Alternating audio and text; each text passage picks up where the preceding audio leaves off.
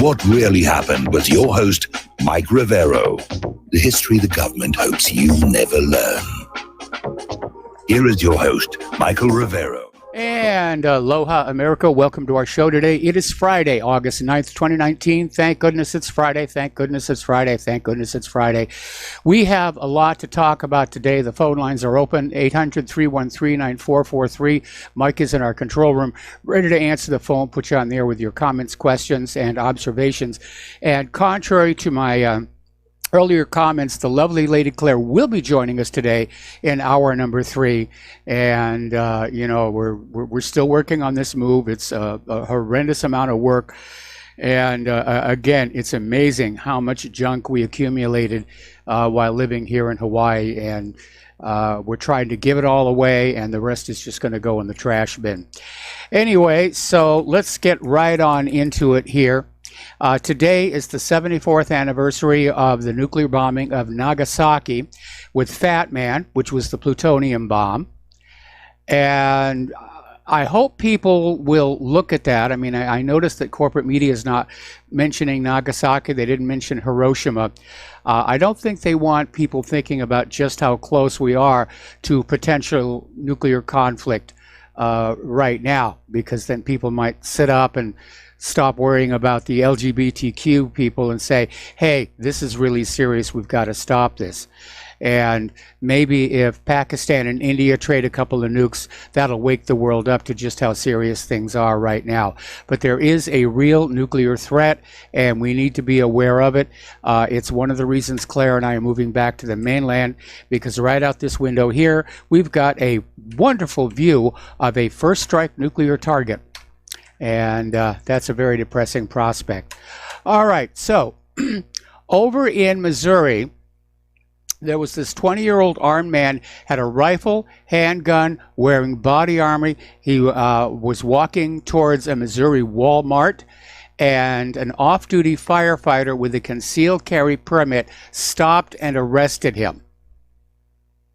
So we don't know what this 20-year-old guy was going to do. And here's the weird part. Apparently, he's an expectant father. You know, what's got to be going through your mind? You're about to be a dad, and you're going to do something like this? But apparently, he was carrying something like over 100 rounds of ammunition. And this is why it's important for law-abiding citizens to be allowed to carry guns. Because in this case, he never even got into the Walmart. He was stopped right there in the parking lot. Now, we put a link up to a story. This is from 90 Miles from Tyranny.blogspot. It's a repost of a story that actually came out in 2017. And it talks about Clifford and Melanie Varnell, whose son, Jerry, was known to be mentally ill, schizophrenic. The courts had said he was incapable of living on his own. And the parents literally caught the FBI trying to groom their son, Jerry, to commit an act of terror.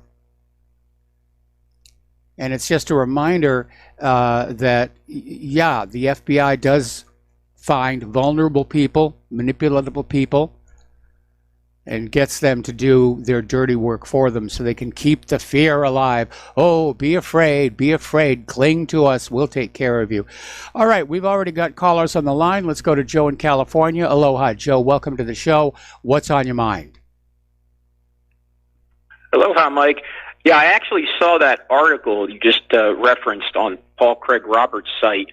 You know, I don't know what to think, Mike. You said it yesterday that, you know, despite his doing the deep state's bidding, Trump, they're still, at least in the corporate media, they're still coming after him.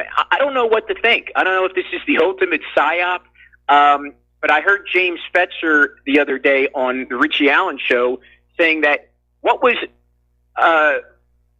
in the news prior to these shootings, and it seems like before these shootings happened, I have to look back. I haven't looked back to the history of all these mass shootings over the past 10 years, but it seems like there's news prior to these shootings that embarrasses the deep state. Now, what was going on before the shootings, as Fetzer was saying? The bumbling Mueller testimony, yes, before the the House or Senate committee. The infighting among the Democrats, Tulsi Gabbard, who I really don't care for, but despite what I feel, she destroyed Kamala Harris on that previous debate. There was a lot of infighting between the Democrats. Then all of a sudden, these mass shootings happen. Yes. And also you had the Epstein story. So once again, the corporate media, the deep state, they're able to distract the public away. Like, don't look over here, nothing to see over here. Look at these mass shootings. And as far as Trump's concerned, I don't know what to think. I feel like maybe the FBI, like as you cited that story, maybe they are grooming these people. Maybe they have an army of these shooters ready to strike. And maybe it's a threat that they're holding over Trump's head. That if either don't prosecute, don't come after the FBI for what we did during the campaign of 2016, behave yourself, or we're going to keep doing this. We're going to keep setting these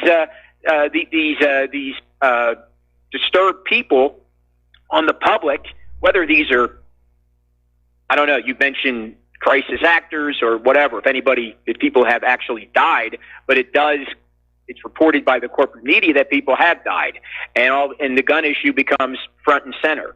I don't know what to think. I mean, this country, these people are just so evil, I really don't know what to think. And the caller yesterday was talking about, he was talking about slavery, and Barack Obama is as evil as any white president. Yes, they're all evil because this, as Ross Perot said, the system is evil. So I'm at my wit's end. I don't know what to think with these shootings, with what's happening, whether if Trump is part of the deep state or if he's fighting against it. I really don't. I guess they've accomplished their goal, because I don't know what to think with what's happening with our central government in Washington. Well, the one thing that's obvious to me is it has become badly factionalized, and there is a lot of infighting going on. And I don't think media distraction is keeping the American people from noticing that our government does appear to have become quite dysfunctional. Yes, but I look at what Trump's doing with, vis-a-vis the wars, especially with respect to Israel, giving them everything you could call Trump our first Zionist president, or our first Jewish president. I'm sorry, you could call him our first Jewish president with the way he gives Israel everything they want. But despite that, Paul Craig Roberts says, well, that's a defensive measure that he's taking to protect himself, Trump. Because if he feels like if he's doing everything for Israel, then he'll secure himself, secure his office, and he won't be impeached. But despite that, seems like they're still coming after him, despite him not doing anything that he pledged during the campaign. So I'm really at a loss. I don't know what to think. Well, at this point, looking at the current lineup of Democratic candidates, I think the desire to get rid of Trump right now is for the Democrats to have a shot at that White House next year, because right now I don't think they can take it. They haven't come up with a decent candidate. Joe Biden, every time he opens his mouth, he self-destructs. Tulsi Gabbard just shot herself down as an anti-war candidate with her recent statements about Ukraine. So, right. Yeah, but Mike, Trump is getting hurt. Trump is getting hurt in the Farm Belt with this trade war, and a lot of these people, a lot of these communities are either going to stay home or they're going to vote Democrat because they feel like, okay, well, I don't like the globalist positions on a lot of things, but at least it won't interfere with my trade with China. Yeah, I think that you're right about that. It does seem like Trump has turned his back. Sometimes the cultural issues, they got to take a back seat to the pocketbook issue. That's what it boils down to. And a lot of these farmers are going to say, "Hey, okay, he didn't secure the border anyway. So at least with these globalist Democrats, my trade with China won't be affected." That's what they're going to think. Well, ultimately, most people vote with their wallets anyway. and all this other philosophical debate is just window dressing. Right. No, but I don't think it's. I mean, I've heard people say, "Well, it's a slam dunk for Trump if the election were held today," but the election's not being held today. We still have more than a year, and the economy could collapse. We could see a war in the Middle East. A lot of things, a lot of variables out there. But I just feel like he's hurting himself with this trade war. I'm against it. I'm completely against it. I was against it right from when he first announced it, because I said our own manufacturing infrastructure was not positioned to take advantage of the tariffs, and that's exactly what turned out to be the case. Right. We don't have anything in place. So that's right. Who's benefiting from this? The government's getting the extra revenue, so they can spend it on these illegals. That's great.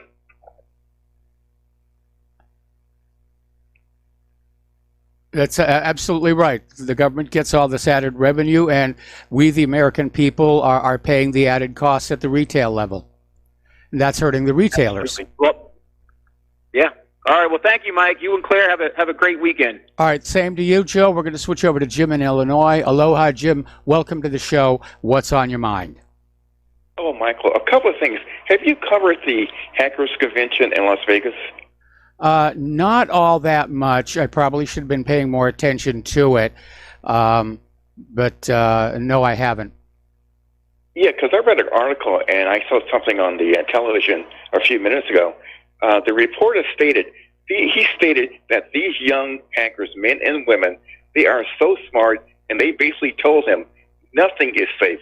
It doesn't matter if it's a voting machine, a computer, an airline, a car, anything electronico can be hacked into. Yes. Which is kind of frightening. Considering we're supposed to have a safe network, and it's really not that safe. No, it isn't. And a lot of that lies with the manufacturers who want to get their products out there and get them to market and make as much money as they can. These products are released with all these known openings and holes in them. And nobody is really spending the money to have really safe, hack-proof systems, unless it's some of the military contractors. Right. And the final thing I want to mention, this guy that did the shooting in El Paso, the police stated today that he did target Mexicans. And I said to myself, this is a kid that lives in the suburbs of Dallas. Why in the hell would you drive 650 miles to shoot Mexicans when you're surrounded by Mexicans in the Dallas area? It's one of the many oddities about this story, which make a lot of people think it was yet another manufactured, staged event. And not only that, though, if this guy drove 650 miles, there should be some videotape of him going to the gas station, washroom, or eating something. I mean, it does not add up. No, it doesn't. So, Michael, you take care, and you guys have a nice weekend. All right, thanks an awful lot. We're going to let you go. We're going to do a shout-out to our on-air affiliates just now rejoining the network, and we're going to go to Art Off the Grid. Aloha, Art. Welcome to the show. What's on your mind? Okay, Mike. Well, new evidence has come out to validate the suspicion that many of us have that this El Paso shooting was indeed another staged event. If you will go to Breitbart.com, ladies and gentlemen, or just go to Google or whatever your search engine happens to be, and do a search for CNN, El Paso shooting suspect's mom called police weeks before attack. Now, you take the picture of the original image that was put out of the El Paso shooter. We're looking at a skinny, super pale face, a rectangle kind of glasses, looks like seriously depressed, really short hair, almost looks like he could be anorexic, really pathetic looking creature. But this image today in the Breitbart.com article shows a young man with a very full, rounded face, nice tan, a little bit longer hair, kind of curly, wavy, mustache, goatee, looks like he's stoned out of his mind, a completely different image, dead on obvious this is not the same individual. So again, another change in the story. False, fake news, staged event. Lies, and more damn lies. People, this is not funny anymore. Yeah, well, I think we've had so many of these hoaxes and false flags and staged events that the safe assumption right now, every time one of them happens, is that it's just another one. This one that happened in Missouri, again, the fact that this 20-year-old was about to become a father, I have to scratch my head and say, why would somebody who's about to become a dad all of a sudden put on body armor, grab a handgun, an AR-15, 100 rounds of ammo, and walk into a Walmart? I mean, that seems very inconsistent. Yeah, that's another one that in the groups that I'm a member of on Facebook, there's been this big debate, and it seems like everybody seems to get this except this one character who keeps saying that everybody's overreacting and blah, blah, blah, and he doesn't understand why people were freaking out and all. And I'm like, look, what part of the guy walks in, full body armor, full dress, combat ready, looking like he's there to do damage.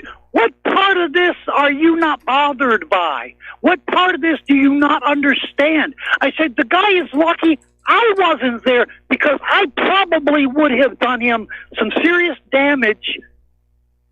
I mean, his day would have really went bad really damn fast if I'd have been there. Because this is not funny. You don't do this.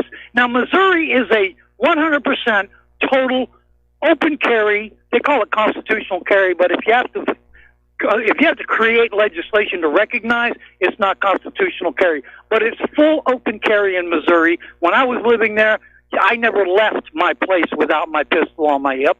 But it's full open carry, and you see people all the time walking around with pistols on their hip.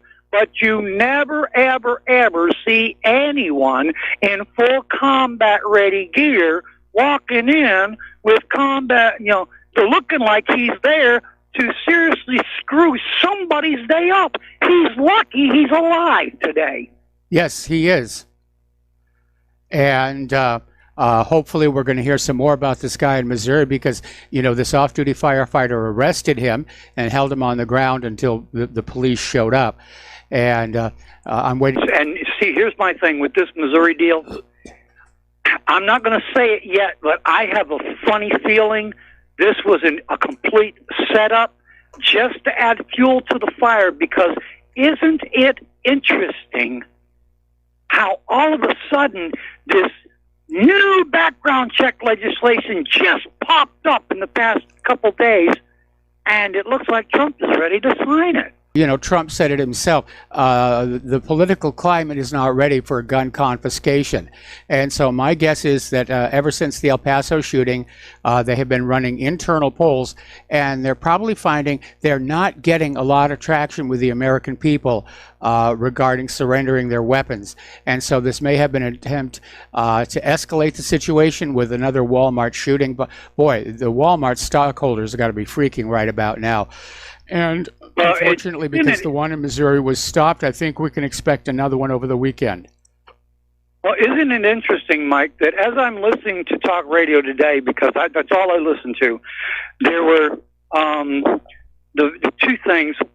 Trump is talking about a new algorithm to be used on the internet to look for potentials. Yeah, we know where that's going to end up going. They'll use that algorithm to track down anybody with guns. Because remember when Obama said the NDAA, we'll never use that power. And what happened? Art, I got to put you on hold. Don't hang up. We're going to come right back after these few words. And aloha, America. Welcome back to our show here. And once again, Republic Broadcasting needs you. They need your help. We need to stay on the air doing this this good work of getting the facts out to you so you can make good choices about what's going on. So the postal address where you can send a check, money order, or if you prefer anonymity, cash, is Republic Broadcasting Network, 2251 Double Creek Drive, number 302, Round Rock, Texas, 78664. The phone number where you can make a debit or credit card purchase or pledge to be a recurring subscriber is 800-724-2719, extension 1. All right, we're going to go back to the phones here to Art off the grid. And yeah, Art, it does seem like we're living in a real life version of the Matrix where everything presented to us is just a complete fiction. Yeah, it is. And remember when they came out with the NDAA, the National Defense Authorization Act, that talked about indefinite detentions and such things as that. Yep. And, you know, a lot of people were concerned about this, and Obama said, oh, we'll never use that authority.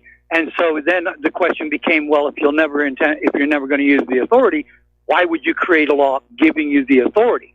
Well, now we have Trump talking about, you know, working with social media to create an algorithm so that they can track down potential threats of this nature. And we know for a fact that every time they do something along this line in this nature, it always ends up going that one step further, and they begin to apply it to everyone else. Now, keeping that in mind, we have to wonder, what's next? You know what I'm saying? What is next? Someone walking in with a suicide bomber? How long before we see suicide bombers in this country? I mean, this is insane, Mike. Yes. It's absolutely insane. And we had this one deal, some guy, I forget where it was, doing the shooting right over top of an interstate. What was that, Interstate 10, I think? Seriously? Yep. That's nuts. This is nuts. And again, isn't it interesting that all of this happening in the very midst of the Democratic primaries?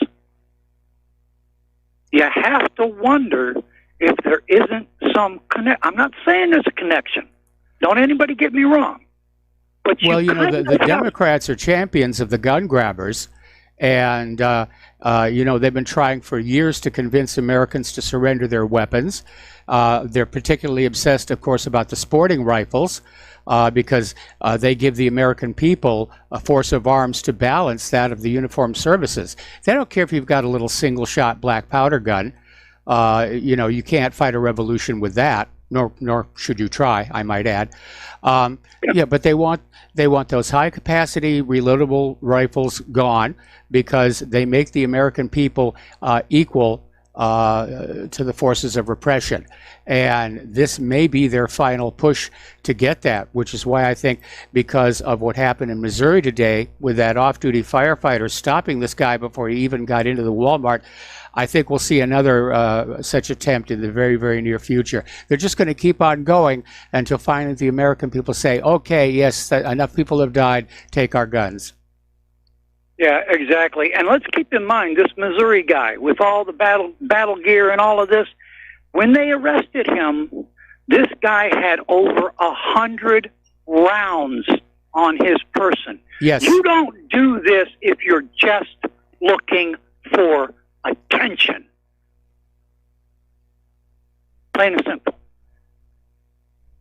You don't do this. If all you're looking for is attention, you can do this with a fake rifle, with a toy rifle.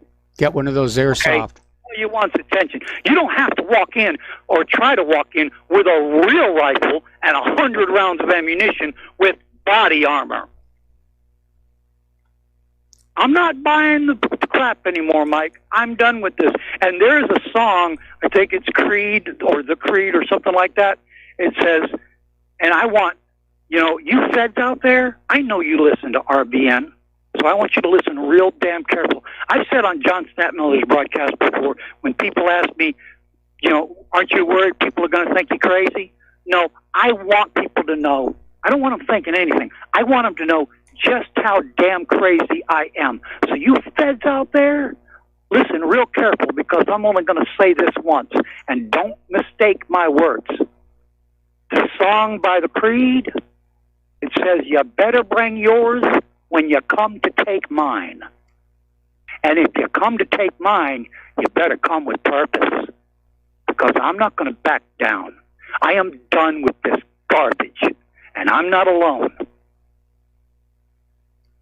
I'm hearing a lot of people saying essentially the same thing all over the country, and it does worry me. And even Tucker Carlson says we almost appear to be on the path to civil war. Anyway, Art, I got to let you go. We got to take another break for commercials. We've got more callers waiting on the line, and we will be right back. Aloha, America. Welcome back to our show here. We're going to go back to the phones real quick to Steve Elkins. Aloha, Steve. Welcome to the show. What's on your mind? Me that Donald Trump is not there to protect our Second Amendment rights. And the question I have for you is, where's Iran-Contra Ollie North these days, the president of the NRA, to protect our freedoms? Where is this guy? At the moment, he seems to be AWOL. Yes. Yeah, he is. This whole thing is going down. You're totally correct on this. They're going to be digging away at this little by little and to make ground until finally people say, I want security, I want safety, here's my firearm. But as the frustration that Art has just shared, I could join him. We have a lot of people that are just not going to willfully hand it over. It's not going to happen. That's true. Too many out there. Too many.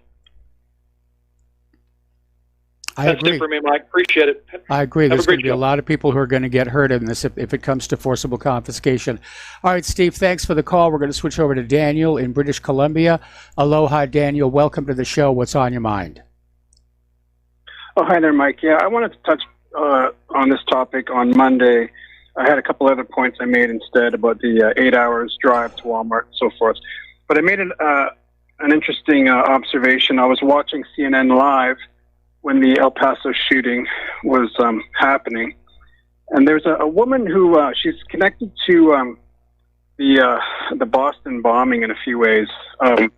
She's like a mega event planner for the Department of Homeland Security for Massachusetts.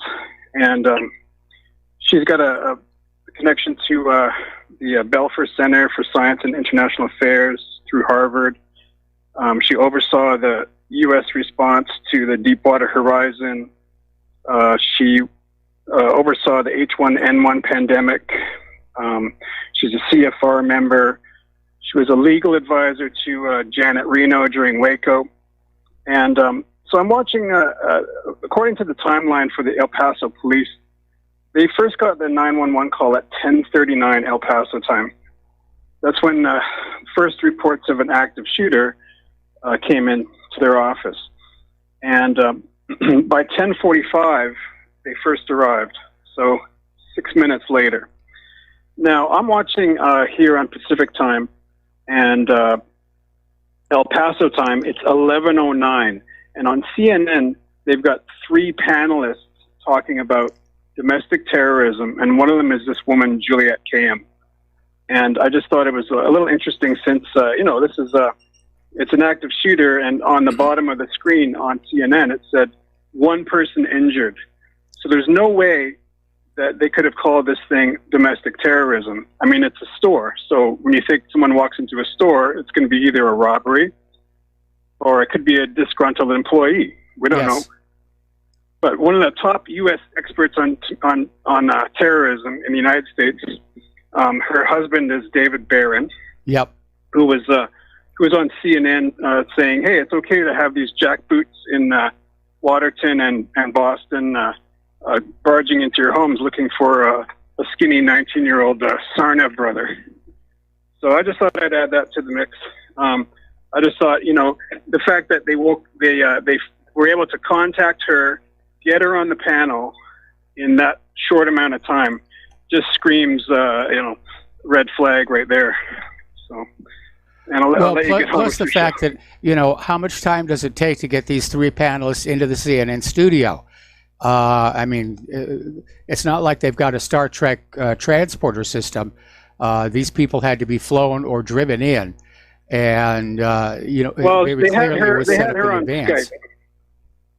Yeah, they had her on Skype, and I'll give them the benefit of the doubt that they could have her on speed dial for sure, for this sort of thing. But the fact that even the El Paso police didn't know that this was a mass domestic terror incident at the time, even by their own admission, just screams fake to me. So.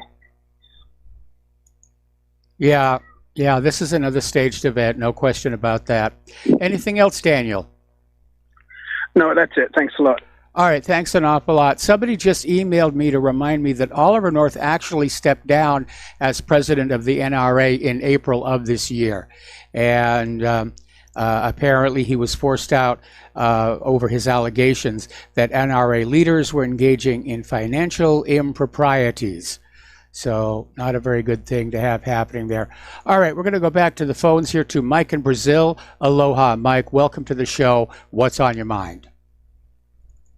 Hi, Mike. It looks like someone is trying to convince Trump to sign that new gun law, okay? I mean, come on, a couple of Walmarts in less than a week, that's a bit of a stretch. Okay, first of all, I got to tell you that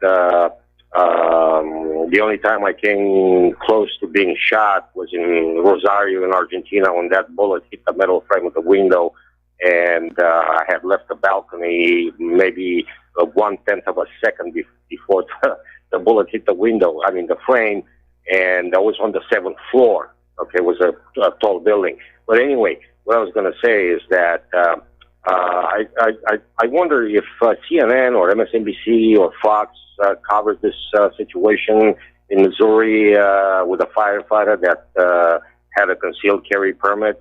And I wonder if this was covered. I bet it wasn't, because you're not supposed to carry concealed, right? I haven't seen it on major corporate media yet, and I don't expect to, because, that sends the wrong message. This idea that ordinary citizens can prevent these massacres if they're allowed to have guns. And that's not what the agenda is. The agenda is to keep people so afraid of mass shooters and assault rifles that we'll turn in our guns, which, as that other caller said, some will, most won't. All of these buyback programs they've tried to have all around the world, they always turn out to be dismal failures. Yeah, probably if had it been a cop, okay, an off-duty cop, I'm sure they would have probably covered the story because it was a cop, right? But if it's a civilian, well, I consider the firefighter as a civilian, right? Well, they're not police, no. Anyway, yeah, well, let me ask you something. Have you seen this video about this communist conference in Sacramento where the lead speaker was an Asian girl, probably not older than 22, and she was addressing to the people with the word, "Come lads." And there was a guy in the audience that he got triggered because she wasn't using specific pronouns for gender. And the guy really got triggered to repeat their phrase. You saw that, right? Yes. What do you make of it? Again, this stuff is being shoved down our throats, and the harder they shove, the more I think America's getting ready to puke back all over them. Have you seen that video posted by Mark Dice from California? He's from LA, and I'm subscribed to his channel. And somebody posted a photo, a Photoshop photo of him with his head blown off and a gun next to his head. And he complained to YouTube, to Team YouTube. A robot, I'm talking in Portuguese now. Anyway, so the guy complained to YouTube, and they refused to take it down, and that was a violation of terms of service according to YouTube own standards. And somebody said in bold letters, "I hope you die, MF." Yes, something like that. I just happened to. You saw that too, right? And the last thing I was going to say, I don't know if Janice McAfee is related to McAfee, the guy, the virus software engineer. But she posted, a graphic, like a poster on Twitter, and where Antifa was encouraging members to come all dressed like Trump supporters and infiltrate the Trump supporters and, wear American flag pins and all that stuff. Yep. And MAGA hats. And you saw that too, right? Yeah, and then commit acts of violence to be blamed on the Trump supporters. Exactly, yeah, right. And incite acts of violence. I mean, I can't believe, these people are, they're really pushing it, Mike. This thing is going to end up in a civil war. Yeah, a lot of people are saying that right now. Well, yeah, because I don't see any way out of this. These people are really pushing it to the extreme that people are not going to take it anymore, like Art from the Grid. I love his calls. He's a very swell guy. And, he just said it like it is. The problem is that suicide bombers, they're not going to be covered by the mainstream media because basically bombs are forbidden, okay? And not everybody has bombs. So That's true. they're gonna brush that aside. So, right? So, if it had been a gun, it's a different story. Their agenda is to confiscate guns, ban guns and all that stuff. So, anyway, this is what I was going to say, that my parting shot is that civil war is coming, whether you like it or not. I hate to see that coming. A lot of innocent people are going to get killed and maimed and injured and all that stuff. So, boy, I tell you, I don't believe that I'm seeing these things. Communist conferences. What is Joe McCarthy when you need him? Yes. This guy, he was accusing everybody in the 1950s about being a communist. Where is he right now? You got the communists right there, in amphitheaters, in the universities, talking about, using the word comrades, this is ridiculous. I've never seen something like this in my entire life. Anyway, Mike, have a good show. This is all I have to say. All right, thanks an awful lot. We're going to let you go, Mike. The phone lines are now open. Getting on back to the news here. Apparently, Samantha Bee is now comparing President Trump to the El Paso shooter, describing him as a racist monster. And this appears to be the handle that the Democrats are going to use to campaign on for 2020. Trump's a racist, Trump's a racist, Trump's a racist. Anybody who supports Trump is a racist. And this appears to have become their rallying cry. Okay. Over at MSNBC, Malcolm Nance came on out with this really bizarre suggestion that white supremacist foot soldiers are receiving subliminal orders from Trump. And that while what Trump is saying may sound perfectly innocent and innocuous to ordinary people, that the white supremacist foot soldiers are interpreting the words of Trump as subliminal orders in their head. Now that is really getting on out there.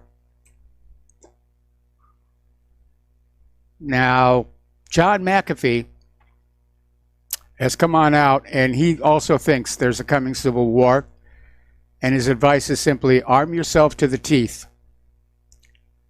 And basically, that's his advice. Arm yourself to the teeth, because it is going to be ugly. Alrighty, now, we've been waiting for the documents from Jeffrey Epstein to start coming on out, and they were supposed to be out earlier in the week, but apparently the reason they were delayed is that Ghislaine Maxwell filed a last-second desperate motion with the court to keep them sealed, which the court turned down. So there are some interesting things that are coming on out here. And, well, not just from the Epstein documents here, but it's okay. So apparently one of Epstein's former sex slaves is on the record as saying she met with Al Gore through Jeff Epstein's close aide, Ghislaine Maxwell. So Al Gore has been named, and this sex slave, Virginia Roberts, stated in court papers and documents, Maxwell recruited her while she was working at Mar-a-Lago. And other famous friends that Roberts says she'd met included Heidi Klum and Naomi Campbell, in addition to former Vice President Al Gore. And here is where it's going to get juicy, because, as you know, Prince Andrew was dragged into this a while back, and there was this photo of him with his arm around the waist of this underage girl. And apparently in these unsealed documents, 2 of Jeff Epstein's sex slaves claim they engaged in sexual acts with Prince Andrew. One of the girls was underage at the time. So that's going to make the royal family very, very unhappy. So, anyway. Oh, and in this one, and I'm rather glad to see, this came out in CNBC. Apparently, Alan Dershowitz has been named in these documents. Now, he has previously been accused of having been involved in Epstein's Island. He's denied it. He's sued people to keep them quiet. But yeah, it's looking more and more like, yeah, he was in it up to his neck here. Apparently, the Miami Herald is reporting that Marie Villafana, who's the lead federal prosecutor, who helped negotiate that controversial plea deal for Epstein, has submitted her resignation to the Justice Department. So the rats are leaving the sinking ship. All right, we're going to start with a phone call here. Kevin in West Virginia. And Kevin, I'm probably going to have to take you through the next commercial break. What's on your mind? Hearing what everybody was talking about with the Civil War coming and everything, yes, I do believe there's one coming, and I believe Antifa and the left do want a civil war in this country. I think they're trying to provoke, poke until, the Republicans or conservatives or whatever stand up, and actually fight back. I think they're fomenting this, and this was all in the WikiLeaks documents. Yes. The clash of civilizations and, race war and this and that. I think we're to the point where this is unstoppable now. This could have been stopped, but now I think it's too far. This become too far. Look at Mitch McConnell. People screaming outside of his house, telling this is going to stab him in the heart. That was pretty disgusting. Anyway, listen, Kevin, stay on the line. Going to put you on hold. We got to take a break for commercials. We'll be right back. And aloha, America. Welcome back to our show here. We're talking with Kevin in West Virginia. We're talking about the possibility that there could be a civil war in this country. And it does seem that, especially since the 2016 election, there's this concerted effort to turn liberals and conservatives against each other, with a tremendous amount of violence on the side of the liberals. Thinking about this, I'm wondering if it's not in the cards or in their playbook to maybe have the 2020 election suspended, and that way we won't have an election due to all of this violence that could be happening or possibly be kicking up in the next few months. I'm wondering. I mean, that's a thought that's been crossing my mind, but I don't want to sound so far out there, but I think that could be a possibility. I would disagree because, the liberals are expecting to sweep the 2020 elections, with massive vote fraud and illegal immigrants voting. They think they're going to come out the winners in 2020, so they wouldn't do anything to disrupt the election. Yeah, I didn't think of it that way. But, this, like what I was telling you with Mitch McConnell, people in front of his house, saying want to stab him in the heart, and he goes to try to tell people on Twitter, and then his account gets froze. Yes. The biggest sin, I think, the biggest crime is standing up to these Antifa people. They don't want you doing it. There's a big event going on in Portland, and Joe Biggs, used to be an InfoWars reporter, is going up there, and already has been told by the FBI, if anything happens, all of this is going to be put on you. So I didn't know if you were aware of this event that's going on in Portland.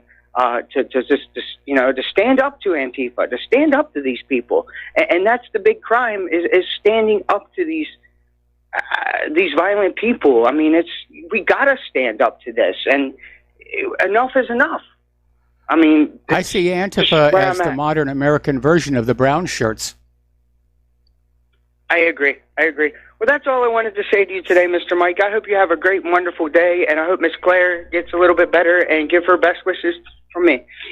All right. Thank you very much, Kevin. And we're going to switch over to Mo in Florida. Aloha, Mo. Welcome. Excuse me. Welcome to the show. What's on your mind? Did I say bless you? You can. I won't take it badly. You're a good man, Mike.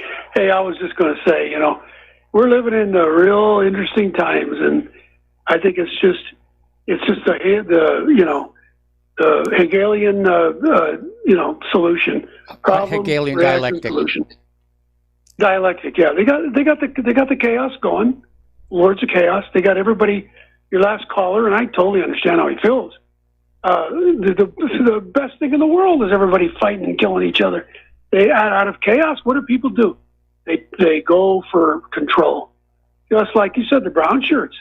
People didn't like the brown shirts, but they reacted against the brown shirts. What happened? So it's the same thing going on right now, but I think it's more of a worldwide thing. It's like the chaos, out of chaos, they'll supply the answer. Well, it all goes back to that globalist agenda and the New World Order. And yeah, that's why it's happening all over the world.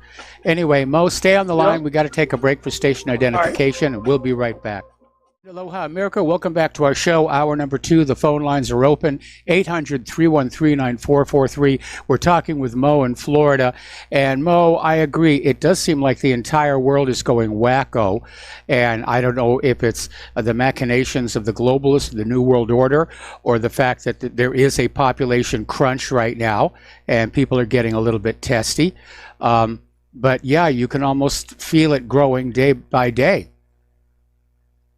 Yeah, but I think, Mike, just from the calls you have, and I totally sympathize with you.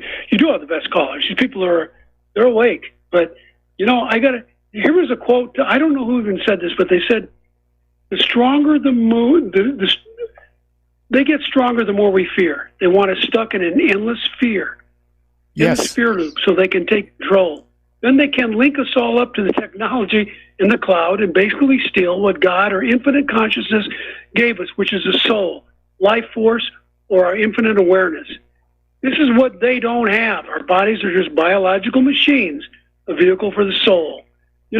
Sometimes I just wonder that this is just a natural progression, and that I know you don't believe in the aliens. I'm not saying you don't believe there's other life out there, but sometimes I think this is just a natural progression. There's a control issue. There's fear going on, and out of this fear, there's a coalescence of control. And the more control, the more the planet. It's a George Orwell on steroids. That's what I fear.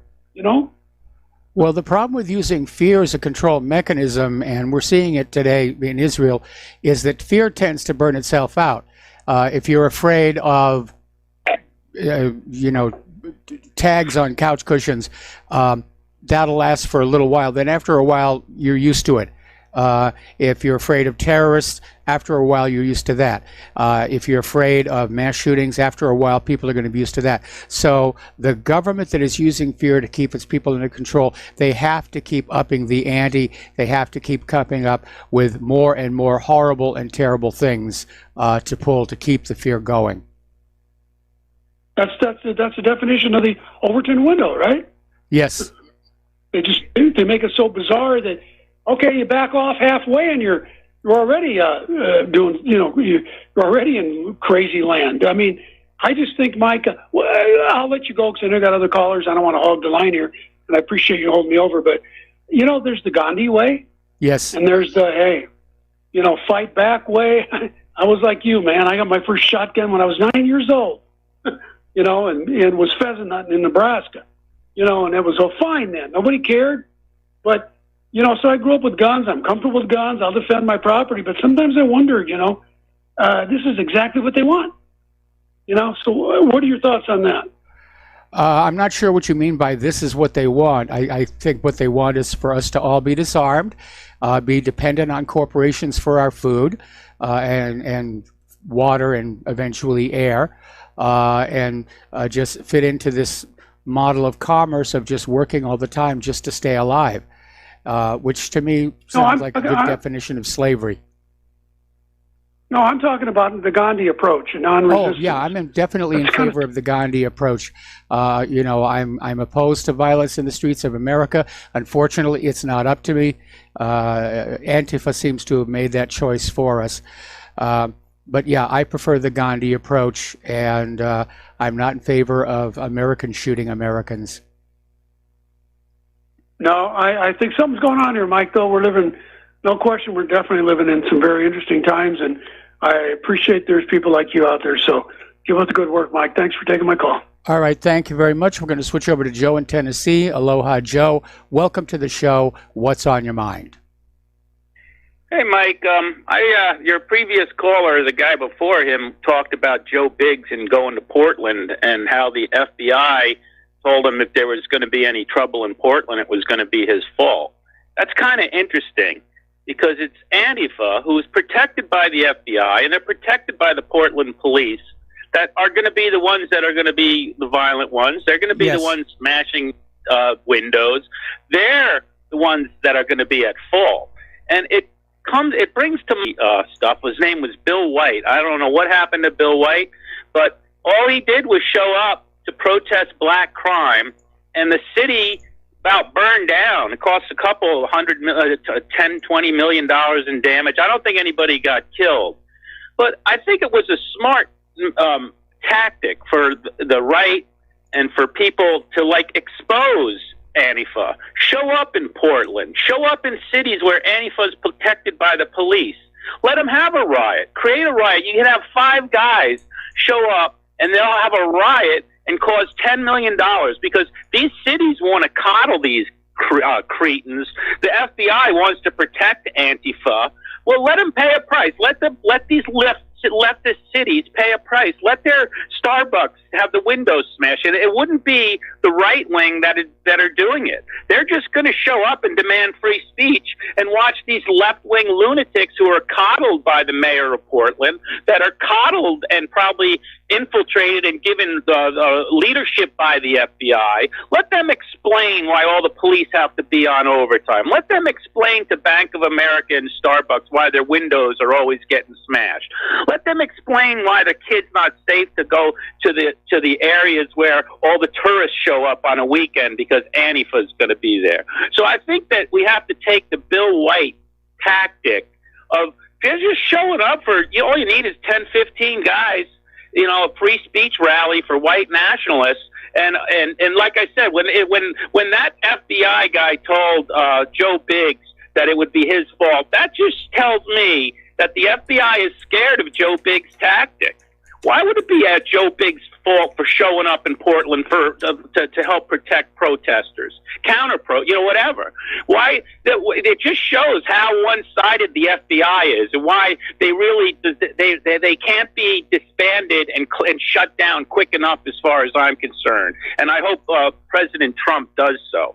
But once again, if there's anybody that wants to have a meeting, go to Austin, get 10 guys together, tell them you are the white nationalists, and watch Antifa tear Austin to smithereens, and let them explain why you protect Antifa, Mayor. Why do you protect Antifa? Why do you let them go around in hoods and smash people? Because I think it's, once again, when Bill White did that in 2005, I always thought that was brilliant. And when they tried to deny me my right to protest 9/11 in front of the library in Ormond Beach, Florida, I told them I was going to have a free speech rally with white separatists. And next thing you know, they gave me permission to hand out my DVDs because they were scared. Yes. Because they know what will happen. It wouldn't be me they're scared of. It would be what the left will do. That's what they're scared of. So use that. You're not committing a crime by using the left. They're the ones committing the crime. But you can trigger them to commit a crime. And then, because the police and the FBI protect Antifa, let the political class explain that to the American people, the middle America. Anyway, that's just my thoughts for the day. One other thing, it's wonderful how Trump no longer has press conferences like they used to be, where you'd have to watch Jim Acosta mug for the camera. I mean, he's so brilliant the way now he has these press conferences out there near the helicopter. You never see the Jim Acostas mugging for the camera and all those Roberts from Fox. He's really done a number, a great Trump classic jiu-jitsu move on the media. He let them overplay their hand, expose themselves, and then now he has a press conference. You don't even see the media anymore. You just hear him like a gaggle of chickens asking questions. And what do you see? You see Trump, and he's wonderful in that he can think on his feet so well during these press conferences. He gets his message out, and he's really shoved it up the you-know-what of the media, as far as I'm concerned, and the press. The press, they really did a number on him, and I just think it's great tactic of the president, and it shows that he does think on a very high level, at least in this regard. Yeah, well, it may not have been Trump who came up with that, but one of his media people, but it definitely puts the focus back on Trump, and it does get rid of all those corporate media talking heads who were trying to basically build their own fame on the fact about, hey, look, Mom, I'm inside the White House. Anyway, Joe, thanks an awful lot for the phone call. We're going to let you go and switch over to Mark. Oh, first of all, we're going to do a shout out to our on-air affiliates who are rejoining our network, and now we're going to go to Mark in North Carolina. Aloha, Mark. Welcome to the show. What's on your mind? Hey, Mike. Before you said think Antifa is more like the brown shirts, I'd say if I want to compare them to anything, I'd compare them to the Trotskyites. Who took over the Soviet, in the beginning, took over the Soviet Union. Yes. And were very much behind the revolution. Because the reason I say this is Trotsky, if you notice, is liked by both parts of the left and parts of the right, including the neocons, very big into Trotsky. They're very big Trotskyites. Trotsky was not so much a communist as he was a revolutionary. Yes. He wanted to, and he was supported by the worst type of criminal banksters like Jacob Schiff. Jacob Schiff was one of his biggest supporters when he was living in New York, and gave him the money and all that he needed to go back to Russia at the time to create that to help with the revolution. The thing is, it was continued revolution, and this is what Antifa wants. Antifa is basically anarchist, and on a worldly basis, to other countries, this is what the neocons want. The neocons and the neo-libs overthrow one country after another, overthrow their government, because it doesn't matter whether they're communist, socialist, or anything else. Because you take a guy like Duro, who's a real socialist, really believes in it, and tries to do the best he can for the people, and they're trying to overthrow him. They overthrew Gaddafi, who was also a real socialist, and did the best he could for his people. And even Assad, who's more socialist than anything else. So it's not a matter of so much. This is why I believe Stalin got Trotsky out of the country. And in 1940, when Stalin really had to worry about the Nazis that had invaded, he still knew Trotsky was dangerous enough that he had him knocked off. He literally gave him the axe in Mexico. Yeah.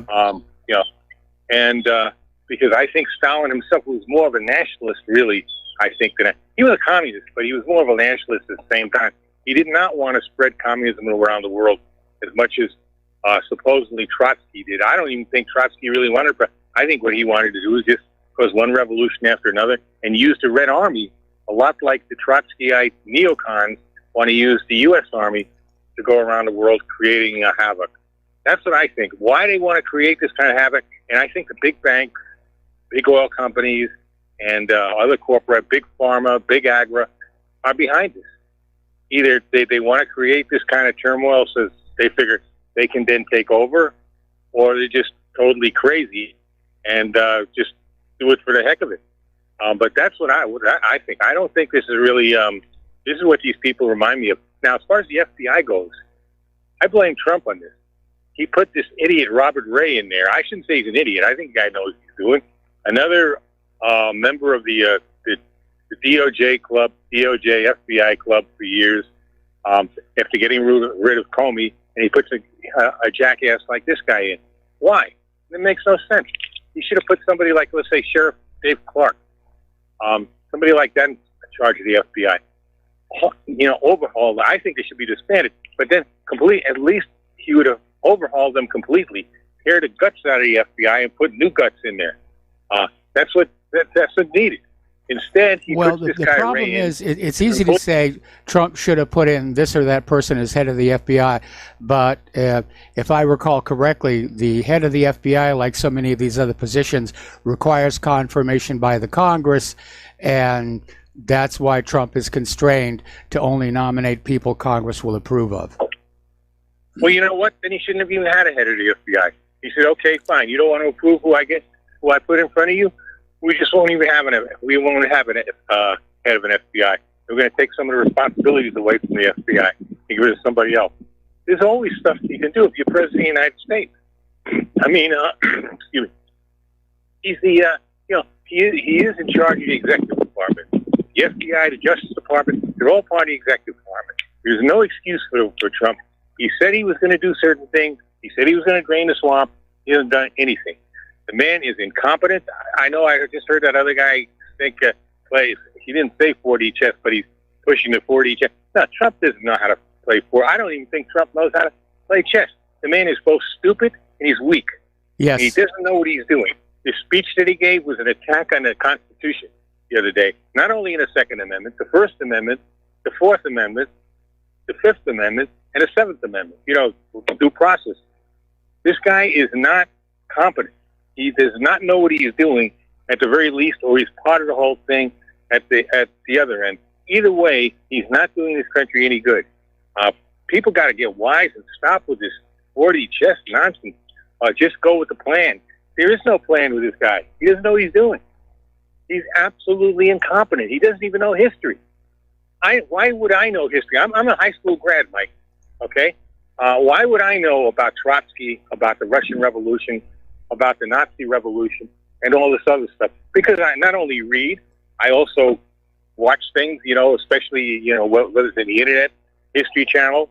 I used to, when I was a kid, I used to listen to some of the World War II vets and other people, my father, who knew a lot of people who understood both the Russian Revolution and the Nazi Revolution. And that's what Trump doesn't know anything. The man is incompetent. He's stupid. He may know business. I don't even know how good he is. Obviously, he must know something about business, the fact that he got so rich. Well, he went through a couple of bankruptcies during that process as well. Yeah, but okay, I can't hold anything against that. A lot of people, I went through bankruptcy myself. I mean, I'm not a millionaire or a billionaire, but I mean, that happens. But he's still wind up on his feet again. So obviously, he's not too bad of a businessman. But the man, other than that, he doesn't know what he's doing. He's incompetent, Mike. People can't get it through their heads. He's not doing this country any good. Nope. Even as far as the economy goes, that's all a ruse. Right now, the only thing holding Wall Street together is that, what do you call it again? That team there? The plunge protection team. Plunge protection team. That's the only thing that's keeping them going. They're buying their own stocks, for crying out loud. Nobody wants to invest in these things. And they're every time it looks like the stock market is really going to come, they're up to some more shenanigans. Plus, they're threatening to lower the interest rates even more than they are already, which is poison for this country. It's just going to push us further and further into debt. All it's doing. This man is incompetent. He's bringing this country to ruin. I don't know what we can do. As far as civil war, all I can say, folks, prepare. Get ready. Yes. If you're militias, the militias should convince people to surrender a certain amount of their guns to the militias. We should hide those guns somewhere and be ready if and when the time comes. God forbid, I don't want it to happen, but I'm afraid the more it looks like, the more, because it's being pushed by the government. The government is supporting some like, they're supporting Al-Qaeda also, but like Antifa. All they're doing. If you remember when you almost had that shooting in Texas a few years ago, the FBI, and fortunately, Texans know how to shoot. A couple of the security officers, I don't know if they were off-duty police or actual security, whatever, they knew how to shoot, and they put a couple of rounds into these guys' heads. Otherwise, there would have been a massacre right there. Now, the FBI was caught on their radio saying, shoot up Texas. Okay? In other words, and they escorted those two clowns to the area from Arizona. Yeah. Okay? They were behind this. They were not going to stop it. This is going to be a massacre. This is what they want. The FBI is not a patriotic group. I don't consider them peace officers. They're just. I consider them the American Gestapo. You could say that. Okay. Or the American KGB. All right. Well, listen, Mark, I got to let you go. We got to take another break for commercials. The phone lines are really loaded up, and I'm going to try and clear as many of these calls as we can before the lady Claire joins us. So we'll be right back. Aloha, America. Welcome back to our show here. We're going to go back to the phones to Carl in Mexico. Carl, thank you for waiting so patiently. What's on your mind? Hey, Mike. How you doing? Doing fine. First-time caller. I've communicated with you a little bit by email, and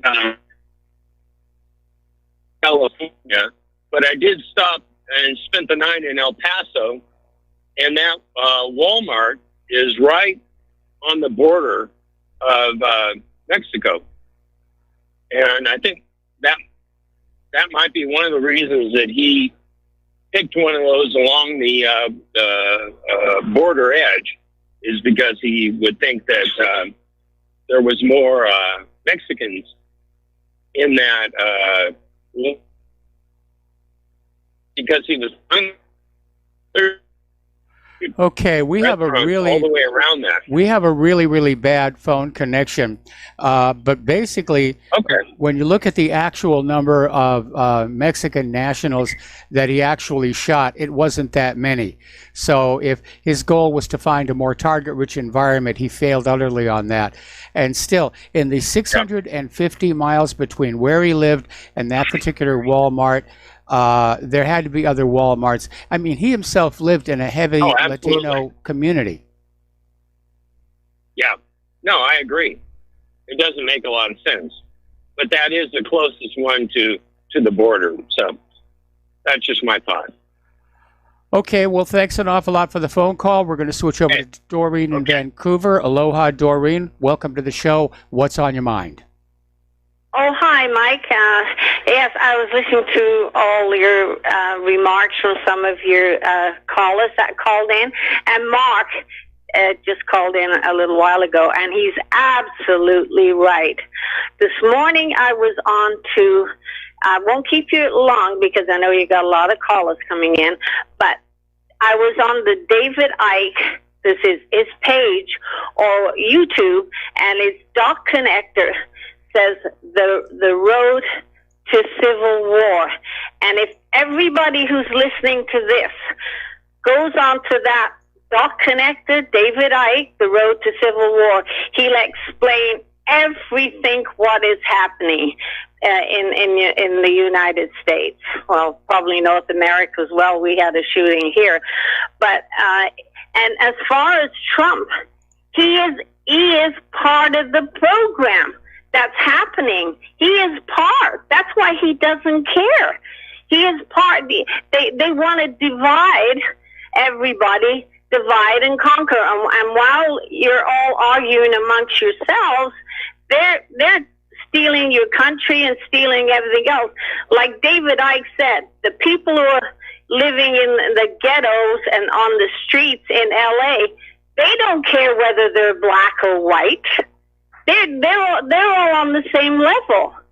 So if you can create this, but I believe Trump is part of the problem. He was picked as a showman. They had to get somebody like that, and that's what they've done. But I'll let you go, and Mike, I hope you have a wonderful move into the mainland. And I love your show, and Claire too. And I hope she's feeling a lot better. Thank you very much here, and we're going to switch over to Ed in Utah. Aloha, Ed. Welcome to the show. What's on your mind?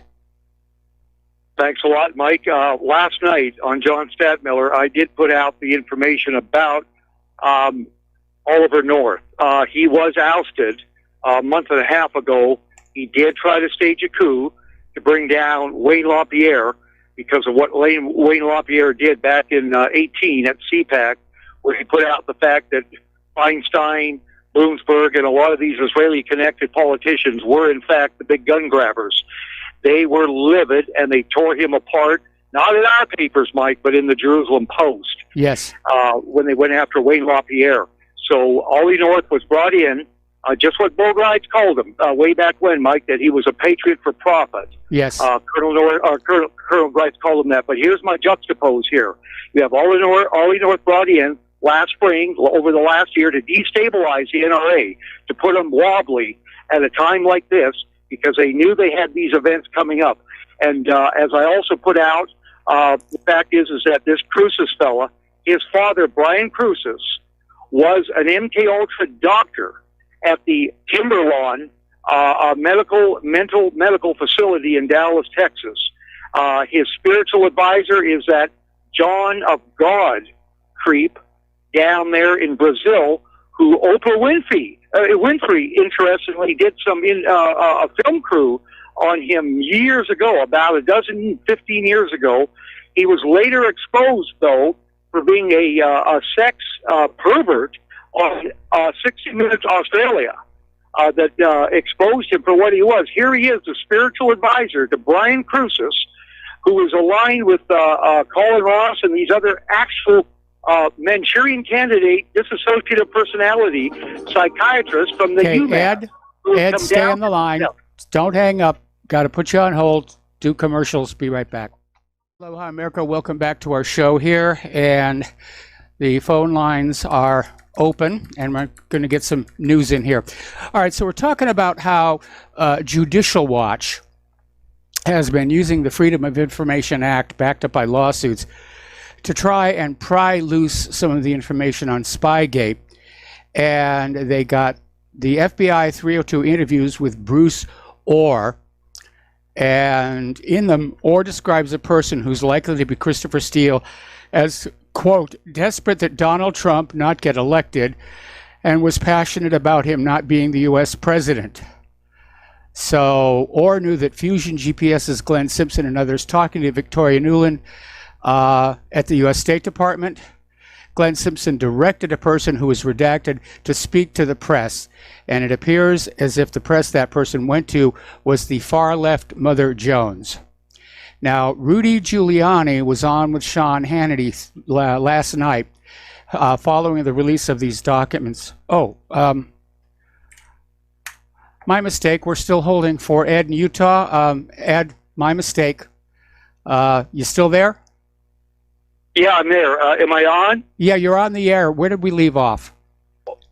Well, we left off, I was talking about Brian Cruces, the psychiatrist, the director at the Timberlawn Mental Facility in Dallas, Texas. He's the father of this Cruces shooter in El Paso. Yes. So the hunches and the suspicions, that this was an MK-Ultra Manchurian candidate.